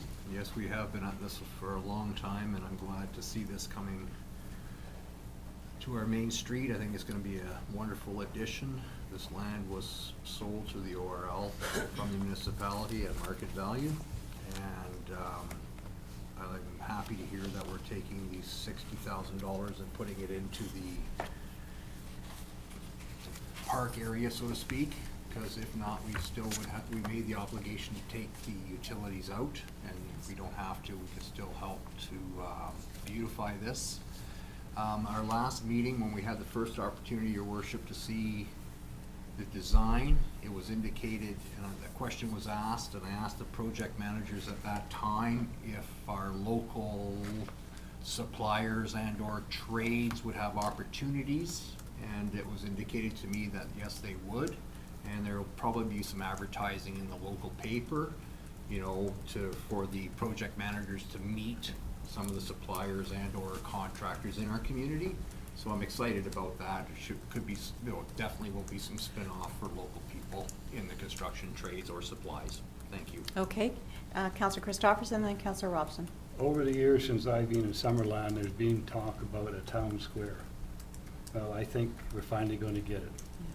That's going to be... As part of this project? It's just a great addition to the community, and I don't think anyone will be talking about the old municipal hall, which the arts center was, and also the graduates there. I don't think they'll be missed. Okay. Councillor Robson? Thank you, Your Worship. I just wanted to thank the Okanagan Library management team for attending, and Sue, thank you. Again, you've put a lot of work into this, and there are naysayers out there, but I think for the most part, the community recognizes the benefit that this building will have for all of us. And pardon me, the use that the library gets is phenomenal, and I was skeptical when somebody said something about the library gets this much use, but I've observed over the years the amount of use the library does get, and the numbers are significant. And I think this is just going to enhance that whole library experience, and the youth and the adults in our community will have great benefit from it over the years. Well said. Councillor Hacking. I just want to thank the ORL. You've made an impressive building in a very short time frame, and I appreciate the pace that you guys have kept during this process, and I've just been glad to be part of a process that hopefully has kept pace in line. So thank you. Okay. Okay. Oh, Councillor Waterman. One last, there was a comment made a minute ago regarding the Arts Council and the old City Hall. I think it's unfortunate that that building has to come down to make way for this building. But I know staff and council have made every effort to assist the Arts Council in relocating their activities. And from what it looks like so far, and again, with extreme amount of hard work by the Arts Council members, they've been able to make a Main Street building reasonably sufficient for their needs, and they've been holding shows and so on. And I understand the Potters Guild is also pretty much in action as well.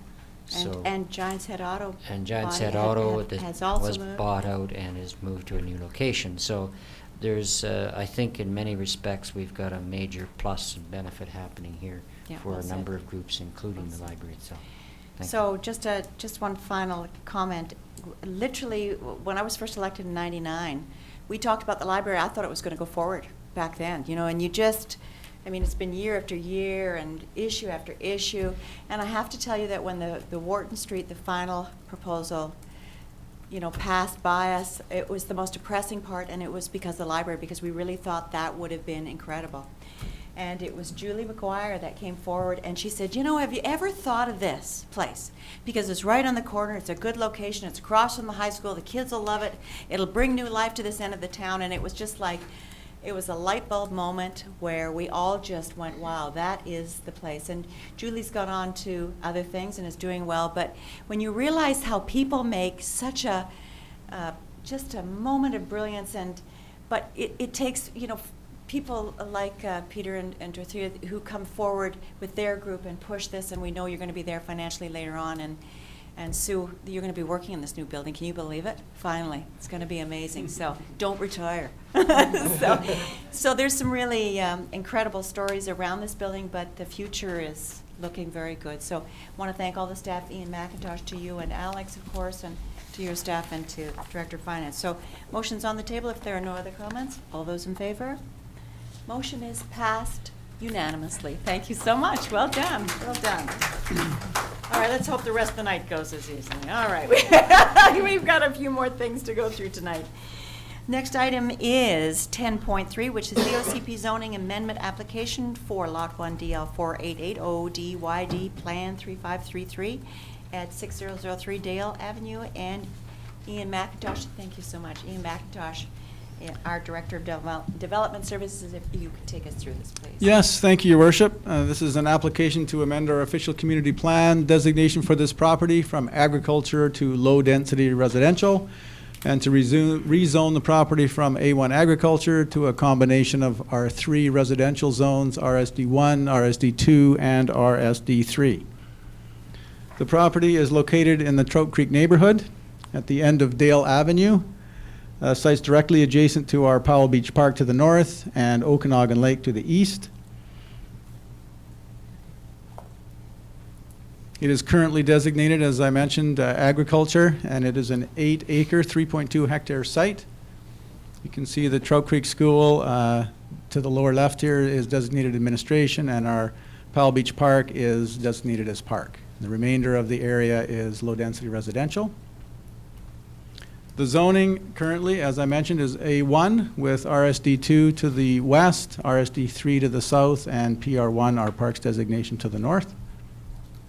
And the intent of the application is to rezone the properties from A1, as it's shown there, to a combination of RSD1, RSD2, and RSD3. The development proposal is to create a single-family residential neighborhood with a range of lot sizes which will have access to the adjacent park via a walkway, which you can see in that location there. There's a significant vegetative buffer currently located along the north boundary of the property. This buffer provides significant separation between this property and Powell Beach, and the buffer has some environmental value as well. The neighborhood has a bus stop in close proximity to the site and is close to the Trout Creek Elementary School. And there is a small commercial node within walking distance as well. There are a number of issues associated with a proposed change in land use, and they include current OCP policy, proposed land uses associated with the new zoning, the riparian and environmental values, the public benefit to a significant change that we're proposing here, and off-site servicing upgrades that are warranted by a change of this nature. The riparian area you can see there, and I'll speak to that a little bit later in the report. And there's the existing vegetative buffer. With respect to the community plan, the property is located, or is designated for agriculture, zoned for agriculture, but it is not located in the agricultural land reserve. And the property is located currently in the district's urban growth area and in the proposed urban growth area. So there was no changes to the urban growth area in the Trout Creek area. Directing growth to areas with existing services is efficient and cost-effective for the municipality, and this allows a development pattern and density that supports transit, cycling, and walking. And the district in our OCP is intending to increase densities from a range of 4 units per hectare up to 20 units per hectare in these development areas to more efficiently use serviced land. There has been some discussion of a lakefront walkway, which we have at the north end of Trout Creek and in Lower Town. There is much policy on provision of a lakefront walkway in the Lower Town area with extensions as far northward as Crescent Beach and as far southward as Trout Creek. There is no policy currently in the OCP that speaks to provisions of a lakefront walkway in the Trout Creek area. In this case, there's waterfront of about 97 meters along this area before you will hit other private land, and there is a boating canal that would have to be bridged over to make any kind of a meaningful walkway in this area. So in the absence of connectivity and any text in the OCP on this area, we have not pursued lakefront walkway. There is a provision in the OCP for pathways and trail connections to new neighborhoods and to parks and other trails, and we have accommodated that through a 5-meter wide walkway in this location for these people over here to access the beach more easily, as well as the new residents of that neighborhood should it come forward. The proposal is to create large estate-sized lots zoned RSD3 on the waterfront on the right-hand side here. The remainder of the property is a combination of RSD2 and RSD1. Primarily the RSD2 is along the beach front, with RSD1 being on the interior of the property. All of these zones are similar in their use, which is single-family residential. The main difference is the lot size. Minimum lot size is 460 square meters in the RSD1 zone, 650 in our RSD2, and 1,000 square meters in our RSD3. Currently, there are no properties zoned RSD1 in the Trout Creek neighborhood. However, the proposed zoning mix allows for efficient use of the land, differing lot sizes, and a range of price points with varied house sizes. The riparian area, we did have received a riparian assessment by Valley Environmental, which has identified a 15-meter setback from Okanagan Lake. This limitation will not affect the zoning boundaries and allows for the efficient development of the lakefront lots while protecting the riparian area. There will be a development permit required when we get to subdivision, but that can be issued by staff. As I mentioned before, there is a significant vegetative buffer separating Powell Beach Park from the subject property. The buffer has some environmental value, and our shared environmental planner is hoping that we can protect that strip. There will be conflicting priorities with respect to that vegetative buffer. It does block some of the view of Okanagan Lake in many spots, and it does harbor animals that may not be compatible with residential use. And of course, native vegetation often appears messy, which is what makes it suitable for critters to be living in there. Different protection mechanisms were discussed with the developers, And one of the tools is enforcement of a no disturb zone on the private side of that buffer, or as part of the buffer. That we do not recommend. That's likely to be difficult and expensive to maintain. Expanding Powell Beach to encompass that strip would likely reduce lot yield or add pressure for smaller lots. So after very much discussion with staff and with the developers, the staff are recommending the developer be required to pay for the construction of a fence along the boundary and revegetate the district side of the fence. We certainly could at that point control the vegetation, the vegetative buffer, and we also believe most future owners are going to appreciate the privacy that that buffer does provide, because there's a lot of parking along that area. And we expect that while that vegetative buffer may get some trimming for views, the property on the south side of the fence is 1 meter to 1.5 meters higher than the park, and so they can look over top of that. So we expect most property owners will leave it there, and if it does get removed, we will have vegetation on the district side or park side of the fence, which will maintain that separation.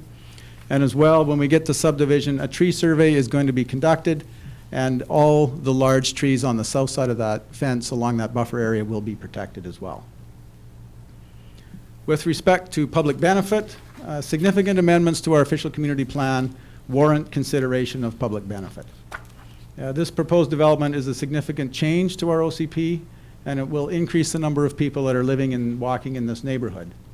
The change of land use will significantly increase the value of the property, and the developer has offered to provide a $100,000 benefit to the district for use in the Powell Beach area for upgrading, for park improvements or other amenities that the district deems appropriate. And as well, the significant change in land use is going to put pressure on surrounding infrastructure. Particular, there's a block of Johnson Street adjacent to the Trout Creek Elementary School that right now has significant pressure early in the morning, or when children go in and when children come out of the school. And it's already problematic. We anticipate that the subdivision, adding up to 30 new residents, will increase the pressure on that block of Johnson Street. So we are recommending that the developer upgrade that one block from Nixon Road south to Woods Avenue for the full width of the existing right-of-way that's there, including curb gutter sidewalk both sides. So that will take care of, we hope, or make it better, the parking and pedestrian movement in that one block. This application was circulated to our technical planning committee. Those issues that I've mentioned were all fully debated and discussed, and the position that the district has taken is supported by that group. It was also presented to our advisory planning commission July 18th. 7 commission members were in attendance, along with 3 staff and 21 people in the gallery. Discussion at the meeting was primarily around increased traffic in the area, concern over the proposed RSD1 zoning because of lot size. However, after hearing from the staff, the applicants, and 6 speakers from the gallery, the commission did support the recommendation, or support the project, by recommending that the advisory planning commission support the application as presented, subject to the lot layout substantially conforming to what was presented to the commission, which is essentially that plan. This application has been referred to the Ministry of Transportation, and they've suggested that we won't have any significant requirements with this. With respect to financial implications, there are several that should be noted here. If the subdivision is approved as proposed, there will be an additional $80,000 to $100,000 in municipal taxes per year generated from this property. In addition, there's $300,000 in provision of parkland charges that will be paid as a requirement of the Local Government Act. There's the voluntary $100,000 amenity contribution for the upgrading of the park. And there is the improvements to Johnson Street are valued at a further $300,000 in value. So that's $700,000 in capital value, as well as the tax increase. And development cost charges will also be paid to the tune of $258,000 for this project. So in conclusion, the property is not currently highly used for either agriculture or residential purposes, and is located in our urban growth area. It certainly appears the community would be well served with this property being developed for residential purposes, provided it is done in a sensitive fashion. The proposed development would create new single-family residential neighborhood with a mix of lot sizes in this very desirable location. Staff does support the application, subject to the conditions noted in the recommendation, and I'm just going to quickly read through those.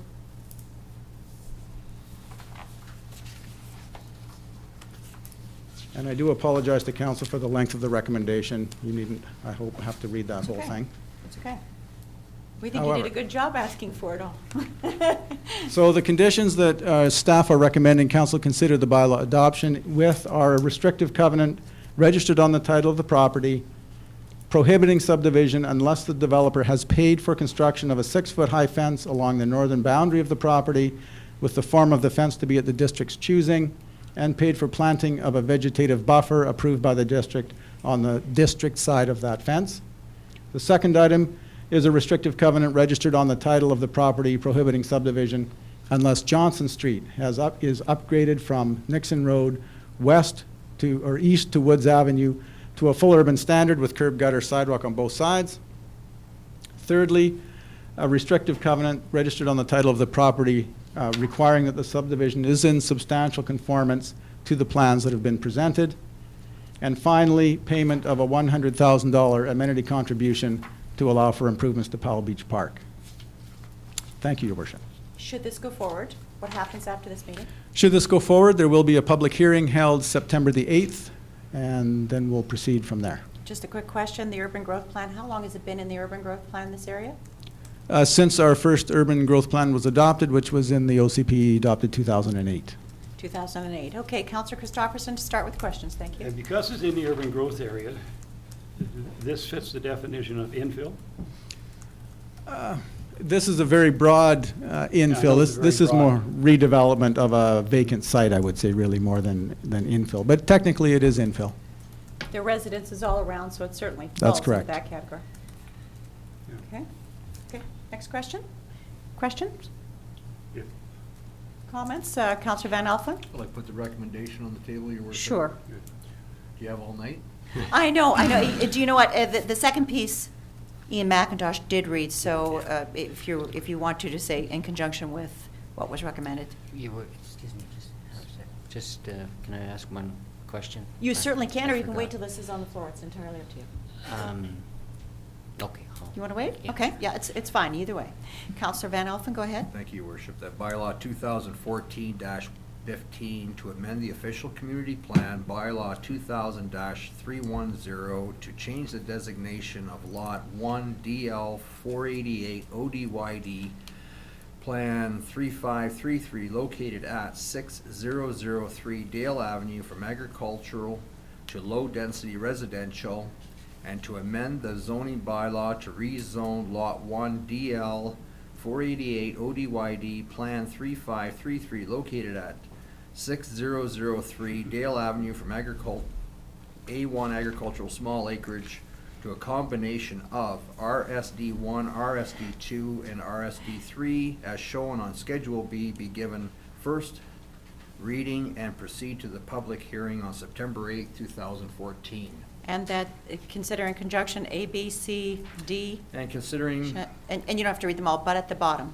and that bylaw 2014-16 to amend the official community plan, bylaw 2014-002, currently with the ALC, to change the designation of the Lot 1 DL 488 ODYD, Plan 3533, located at 6003 Dale Avenue from agricultural to low-density residential, be given a first reading and to proceed to public hearing on September the 8th, Seconder. 2014. Thank you, seconder. Okay, there is a second on the table. Councillor Waterman, you had a question? Yeah, well, two questions. Sure. First of all, I gather from our planner that all the additions and amenities and so on have arrived through negotiation and consultation with the developer, and everything is agreed upon as you stated here? Yes, Your Worship, they are. Okay, thank you. And this last thing just came to me here, to amend official community plan bylaw 2014, currently with the ALC. how can you amend something that has not been adopted? In this particular case, whenever we do an OCP amendment, we have to do a bylaw for the current OCP that is in effect now, and we have to do the same amendment to the OCP that is currently with the Land Commission. If that one were not to be adopted, then all those bylaw amendments would just be abandoned. If the bylaw is adopted, then these would be adopted following. So they'll sit at third reading pending the outcome of I see. that bylaw. So it just covers us. Thank you. Yeah. Okay, any other questions? Okay, so obviously, it looks like we're preparing to consider this to take forward. So let me just review a couple things. So it's been in the urban growth plan since 2008. This is 30 homes. My understanding is you started this project with the developers some time ago and started out with multi-family. And you're now down to complete residential. Even the RSD1 are quite large by comparison to what we're looking for, say in our uptown. Like these are good sized RSD1s, aren't they? And they're The RSD1, Your Worship, on the beach side here are very close to the RSD2. They didn't make the cut by 50 square meters or less. they're about 600. They're about 600. Some of the ones in the lower area here are somewhat smaller than that. Okay, so they're all a good size, other than of course the estate, and they're all considered to be high-end homes. That's what our understanding is from the developers. Is that correct? I would anticipate that homes in the Troll Creek area would be expensive. Okay, and my understanding is they held at least one public open house for the public to ask questions, or was it two? There have been two open houses from the developers initially with the first development proposal. Okay. There was significant input from the neighborhood at that time. The significant changes were made to that original plan. There was a second developer public open house held in the IWF hall here a while ago. Again, very well attended. There were some more changes made following that. So there has been quite a process here, and when we get to the public hearing, the developers have a presentation that they can Good. outline how that process unfolded. But it's been going on now for the better part of a year and a half, I'm thinking. So your understanding is from the public discussion that they did at their own initiative, there was some feedback which they took and initiated in the development, particularly taking it from multifamily down to the RSD 1, 2, 3. That's true, and in fact, the amount of RSD2 was expanded following the second public meeting. Okay, excellent. And your understanding is the school is perfectly capable of taking extra children, should everybody here have more children? I couldn't really speak to that, but I would hope that they would like to see increased Okay. enrollment. No complaints or anything, okay, to this point. Okay, that sounds good. Those are my questions. Any other comments? Councillor Van Alphen? Just one comment, if I may, Your Worship, through to our planning department. Like I haven't seen one like this since I've been at the table, to be honest with you. Like, you've asked for a lot, and I see that you've covered our best interest with restricted covenants on every item. So, I'm impressed by that. Johnson Road fences, vegetative buffers and everything like that. So I'm impressed with the work that's been done to this point, and I'm excited to see it go to the public hearing. Thank you. Councillor Christopherson and Councillor Waterman? What impresses me is that is not the cookie cutter type of development. Yeah. That Which is nice. roads are all at, all roads are at right angles and things like that. I like the cul-de-sac and the curved driveway and things like that. I think it'd be a great addition to Summerland. And there's a 5-meter walkway for Yeah. anyone living in the inside of the cul-de-sac to get to the beach. Very nice. Nicely done. Councillor Waterman? Thank you, Worship. I guess in my comment a minute ago, I was a bit leading, but I guess I'd like to commend the developers for going through these various iterations and for coming up with a plan that's suitable for the area and complies pretty much with the residents' wishes, and that you've been able to see fit to make some of the adjustments and so on that the municipalities required that make this a good development. So thank you for going through all the, I'm sure, difficult meetings that you had to go through, so thank you. Their arms have been twisted, I Yeah, think. no, that's what I'm getting at. I'm surprised they can use either of their Yeah, arms. that's good, that's good. Councillor Robson? Yes, I too would like to comment on what Councillor Waterman has said. The developers certainly have taken it upon themselves to really come up with a great plan here, and I have to commend them for that. And I appreciate the fact that we're looking at higher-end homes in this area, and I think the residents are going to appreciate that because it drives their values up as well. So I think it's important that message get out there. This is a significant development, and I think all those that have worked at it should be commended for it. Thank you very much. You know, we always want development of the core, obviously, so people will tend to shop in the downtown more. But this certainly helps with our tax base, and that we really do appreciate. So I'm very excited to hear what the public has to say about this. And in particular, I'd like to know from the public how they feel about the walkways by the school on Johnson and how that affects them. I think that Don Darling, the director of our Utilities and Public Works, had some great comments about putting in areas where people can park so that they can drop their children off, and I think there's some excellent. So I hope we'll hear it all. So looking forward to that. Councillor Van Elfen? And just one more further comment, Your Worship. It's very close to transit. And it's very close to transit, exactly. Well So said. we'll still get them uptown. Well, that's exactly it. That's what we want. Okay, if there are no other comments, then I'm going to call the question. All those in favor? No one is opposed? Thank you very much. It's passed unanimously, and we'll come to public hearing on September the 8th, and we look forward to your presentation at that point. Thank you so much. Thank you, Ian. Okay, next item on the agenda is Committee of the Whole. the Committee of the Whole. Thank you so much. Okay, first item is the replacement of the HVAC at the Aquatic Center. Brenda Ingram, would you maybe like to come to the microphone, give us some background? And I know it's got our corporate officer on there, but I know that this was your project, so maybe you could tell us more about how this is affecting your department. So this is replacement of the HVAC unit on top of the fitness room at the Aquatic and Fitness Center. This was a renovation to our building in 1996. So this unit was installed at that time. It looks after the heating and air conditioning for the fitness room only. It doesn't control anything in the other parts of the building. We haven't done any major work to this unit. It is now at the point of either we're going to start repairing components or we replace the entire HVAC unit. So there is money in our recreation reserves, so we would like to replace that unit. Okay, Councillor Hacking? Questions? When did the unit fail? When did it start to fail? Yeah. It started failing this summer during the 35-degree temperature in a gym. Yeah. And I'm sure it affected the... The comments from users, yes. Did they not lose more weight? Not The hot yoga? happily. Not a hot yoga room now? Yeah, that's right. Mhm.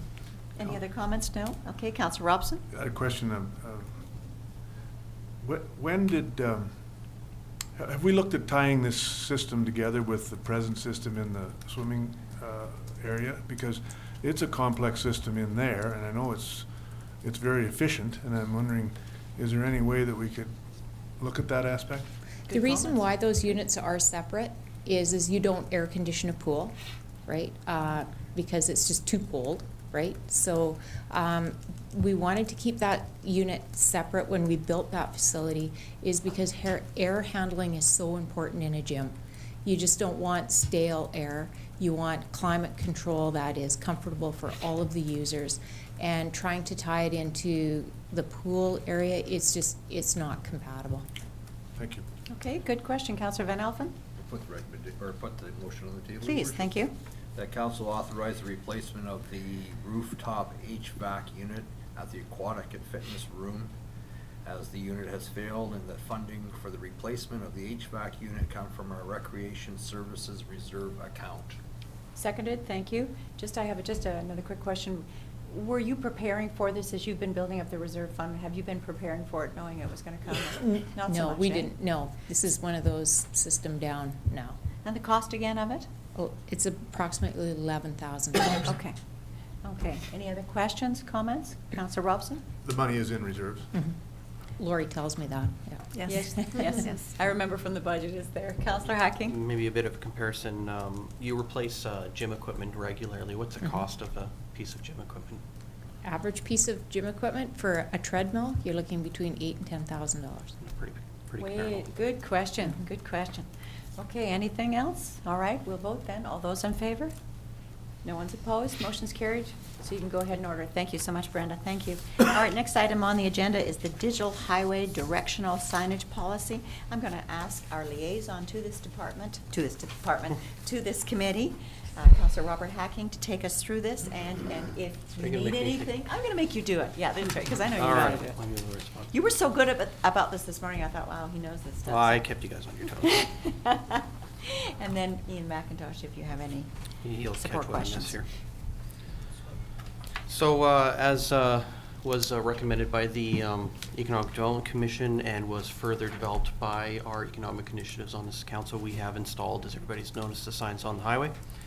And what we have here today is the implementation of a policy that will give council and staff and the public direction on what kind of messaging is going to be broadcast on the reader board there. It's not in front of me here. So what we have, Ian, if you can just take us through the details here. Yes, thank you, Your Worship. The messaging guidelines, again, the district's directional signage is primarily to promote the district, increase tourism, and direct highway traffic into the commercial district to increase business. And the secondary purpose is to post municipal information or important notices. So the messaging guidelines basically are the sign may advertise significant community festivals or events, advertise significant tourism activities, advertise significant community sporting events, advertise national level fundraising campaigns, acknowledge significant holidays, and what is not appropriate is advertising of private business names or private commercial advertising, school events that don't fall under the sporting events, and that's what I have here. I think I have. You missed under the may advise health and safety alerts, like the Yes, fire ban, for that's example. correct. And I'm just looking for my. I think you got, and may not advertise a private business name or a private commercial event or activity, local events such as a church bazaar or bake sale, local school events. But for example, Councillor Van Alphen brought up, well, what about the STEAM? Well, that's a game where people do come into town for it. It's not just to our community, it involves outside groups, so that would be appropriate, for example. That's right, and staff do have some discretion here. We understand from the policy statement that we're trying to drive traffic into the downtown, so if that's the primary objective. If there's any question, the first guideline is that going to do the job? And if it does, then it will probably be suitable provided it doesn't advertise a private commercial business enterprise. Yeah, so a major downtown sale or a major bazaar, things like that could very well be advertised on this. They could well be. Okay, Councillor Hacking, go ahead. And I'll put it on the floor. Please. So I make a motion that council adopt the digital highway directional signage policy attached to Schedule A to the Director of Development Services staff report dated August 25th, 2014. Seconded, thank you so much. Any other comments? Councillor Hacking. Just a finalization of the kind of last step of the process here. And this, again, members of the public, if they have anything that qualifies in the may advertise section, get a hold of our district staff down at the office there, and they can put you in touch on how to get your message on the reader board. It can take up to 5 messages, is that correct? I think it can take significantly more than that. Oh, can? We Okay. rotate them once per minute, so we've got 60 messages we can put in there in an hour, and there's significant number that can go on there and they just rotate through. And when we first got the board, it didn't look very dark, and what we had was daytime lighting onto the nighttime. So once we got that figured out, it's Yeah, very, there very was clear. the flashing that was installed was covering the photo cell, which we didn't realize at the beginning. So once the installer had fixed that, they brightened up significantly during the day, and we've had great feedback on the viability of those signs. Okay, I'm gonna ask this question because a resident did bring this up to me. When we have inside advisories, for example, where we had an issue at the water treatment plant and we were water advised, because it is an inside and affects our inside community, we notify our publics through inside sources, whether email, sandwich boards, restaurants, campgrounds, all those kinds of things. But because this is basically for tourism, it's not appropriate. Yes, we have other ways of communicating with our electorate. This mostly speaks to people that are tourist people driving by or the community, so there are other ways for us to get those important notices out. Okay, so, and the reason we asked that question, fire ban, obviously tourism, and makes. Exactly. There is some discretion in some of those. Okay, any other comments? Okay, motion's on the floor. All those in favor? No one's opposed? Motion's carried. Thank you, excellent work, Councillor Hacking. Well done. Okay, next item on the agenda is 11.2, which is the landfill shopping review, and Don Darling, our Director of Works and Utilities, would you please take us through this item? Yeah, Your Worship, on May the 1st, 2014, the Regional District of Okanagan-Similkameen increased rates for solid waste at Campbell Mountain Landfill from $72 to $95 a ton. And since that time, we have seen an increase in commercial waste at our landfill. One of the haulers that we looked at, we checked their records, and their volumes for the same period last year to this year have gone up 28%. We've also just recently seen an increase from the other haulers as well, and it is very significant. A check of some of the loads, we did check a couple of the loads from one of the haulers, and a significant portion, almost all of it, was from outside of the district. And the problem is that the solid waste management bylaw has wording to refuse the loads, but we have to check them, and once they're dumped or once, there is no penalties involved. We're not sure what the solution is. The easy solution would be to match the regional district's rates, but we feel that would just penalize local businesses. They'd be paying more for their hauling of garbage when there's really no justification to do so. We're not sure how significant it is, so we would like to get support from council to do investigation to figure out the magnitude of the problem. So we'll do random dumping of loads from all the haulers. There's basically 3 that come in with commercial loads. We check them out and see what there is, take pictures and so forth, talk to them to see if we can do some kind of educational, but we're not going to take very long at it. We're going to try to get a reaction right away, and we want to then bring a report back to council with options to resolve the issue for council's consideration.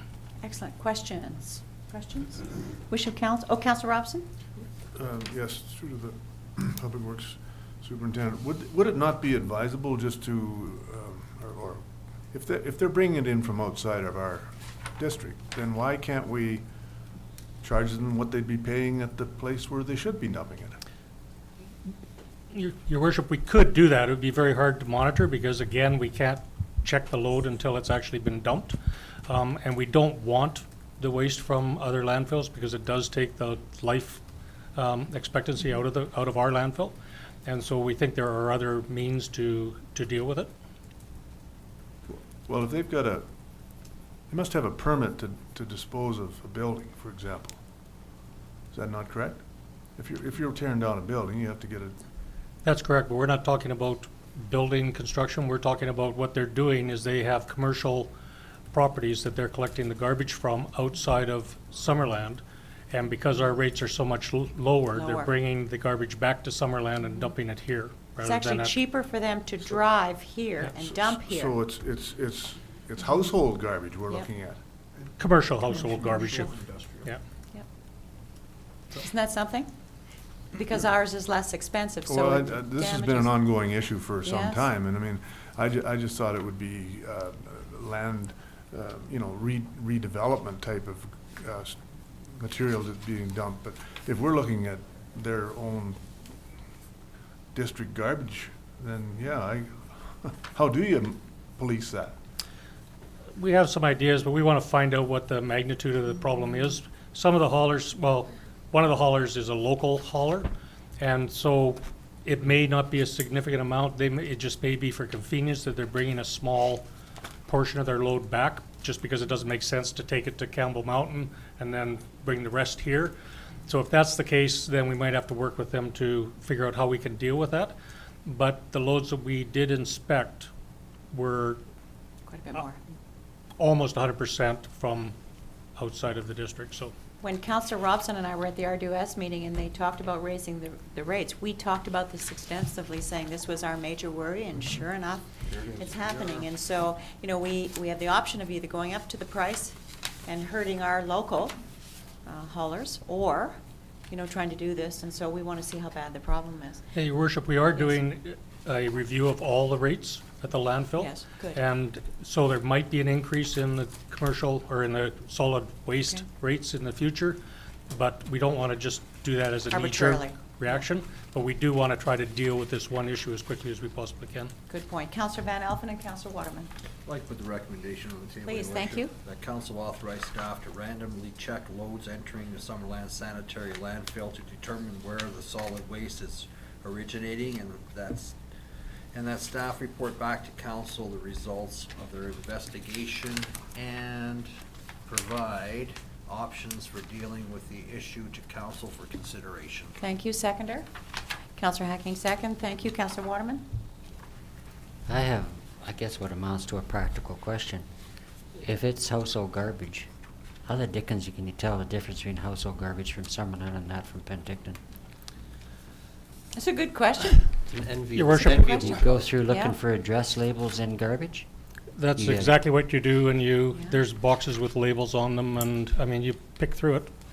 Wow. That's what you do. Okay, So, better you than me. But you know, that's the problem, and that's what we discussed at the RDOS too. That's exactly it. So, okay. Oh, If there's no other discussion, then I'm going to, Councillor Van Elfen.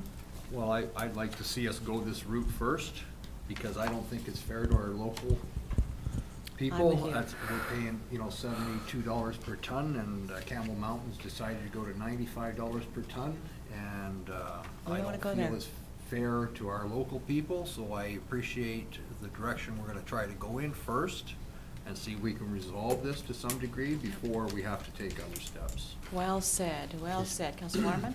Actually, you know, over and above everything else, what concerns me more than anything is the speed with which our own landfill is filled.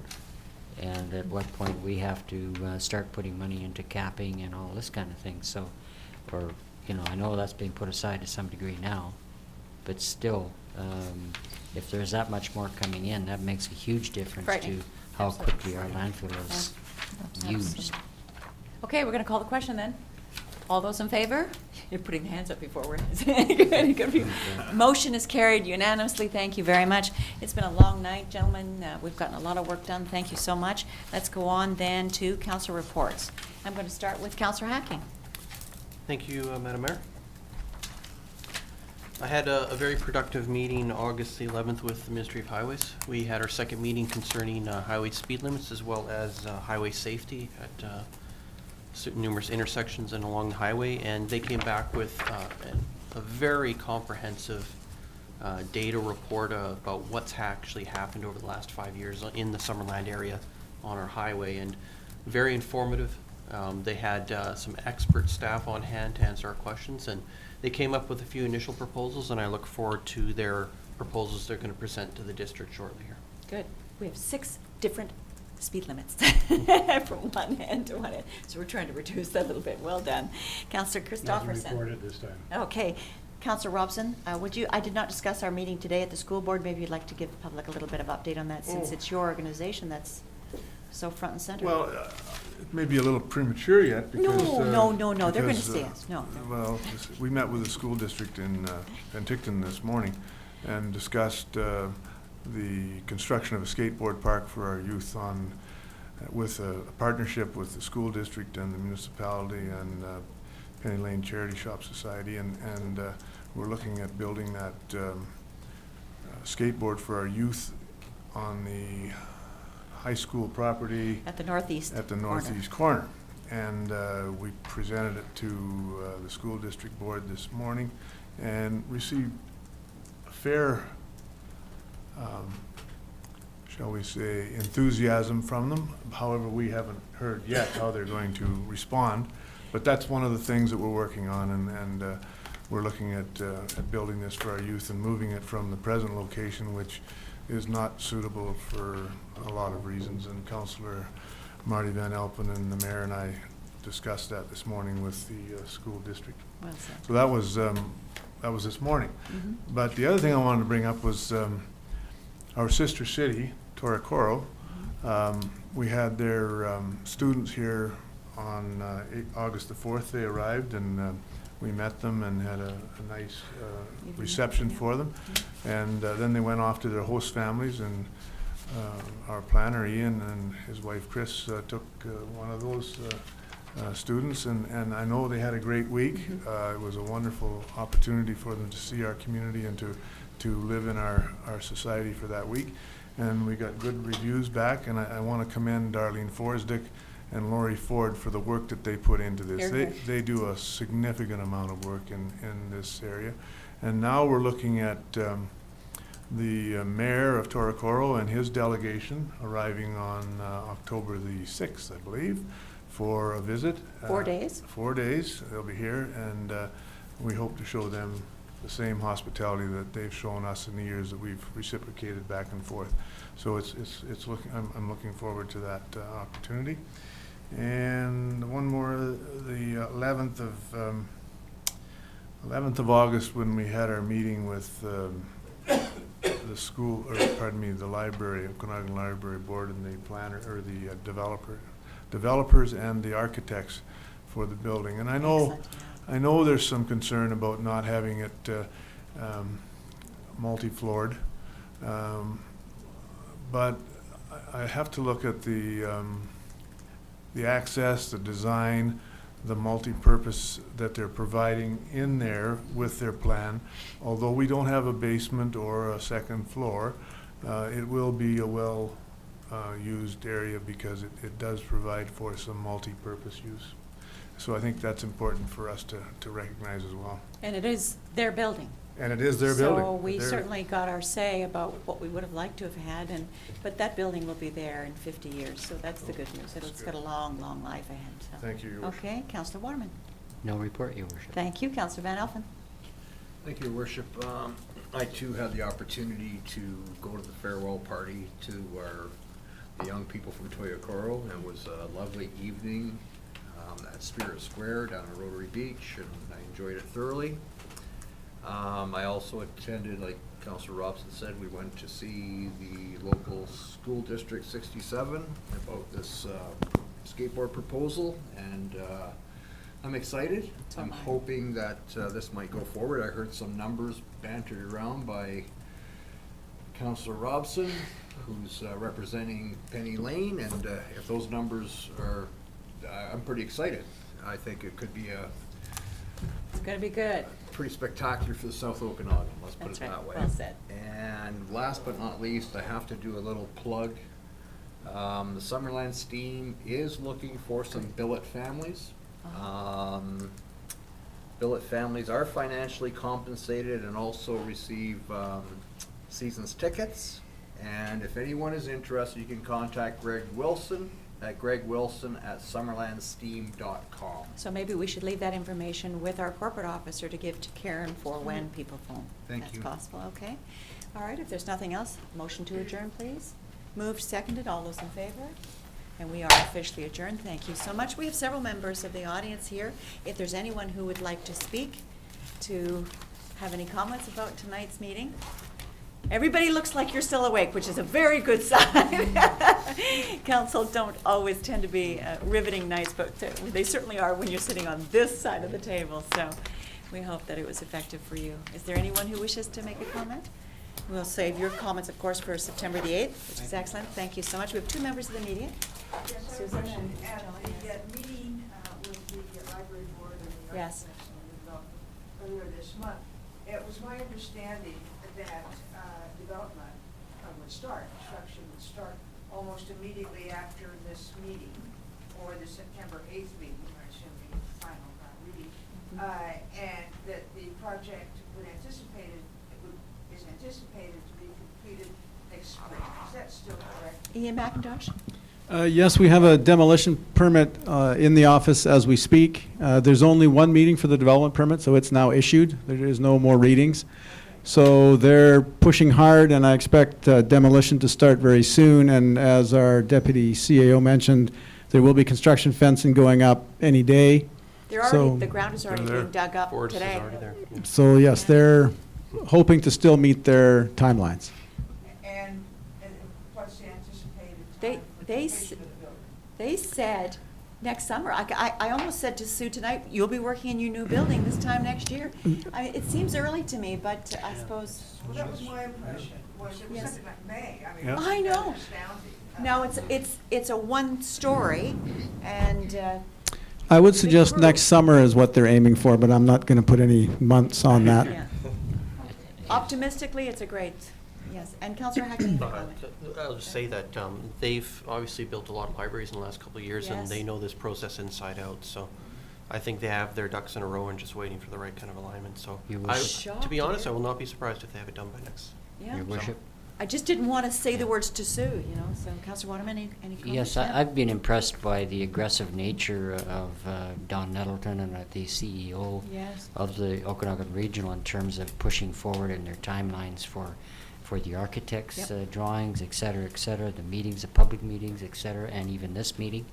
And so Mr. John Bowser, who's the contractor in charge, or the superintendent of the operation, he's had tons of experience with Okanagan Regional. He was involved with the Vernon Library, and he knows what he's doing. And I think probably they will meet their timelines unless something gets in their way. But I think they were looking sometime in June. Or I May, believe. June. Well, if they believe can so. get it to the lockup stage, obviously, then they can work all through the winter inside. Well, I and think then they're come looking back at and- foundations being in place this fall sometime prior to Oh, when yeah. it frees up. So But it's not, We'll see uh, how it goes, but I'm impressed with possible. the aggressive nature.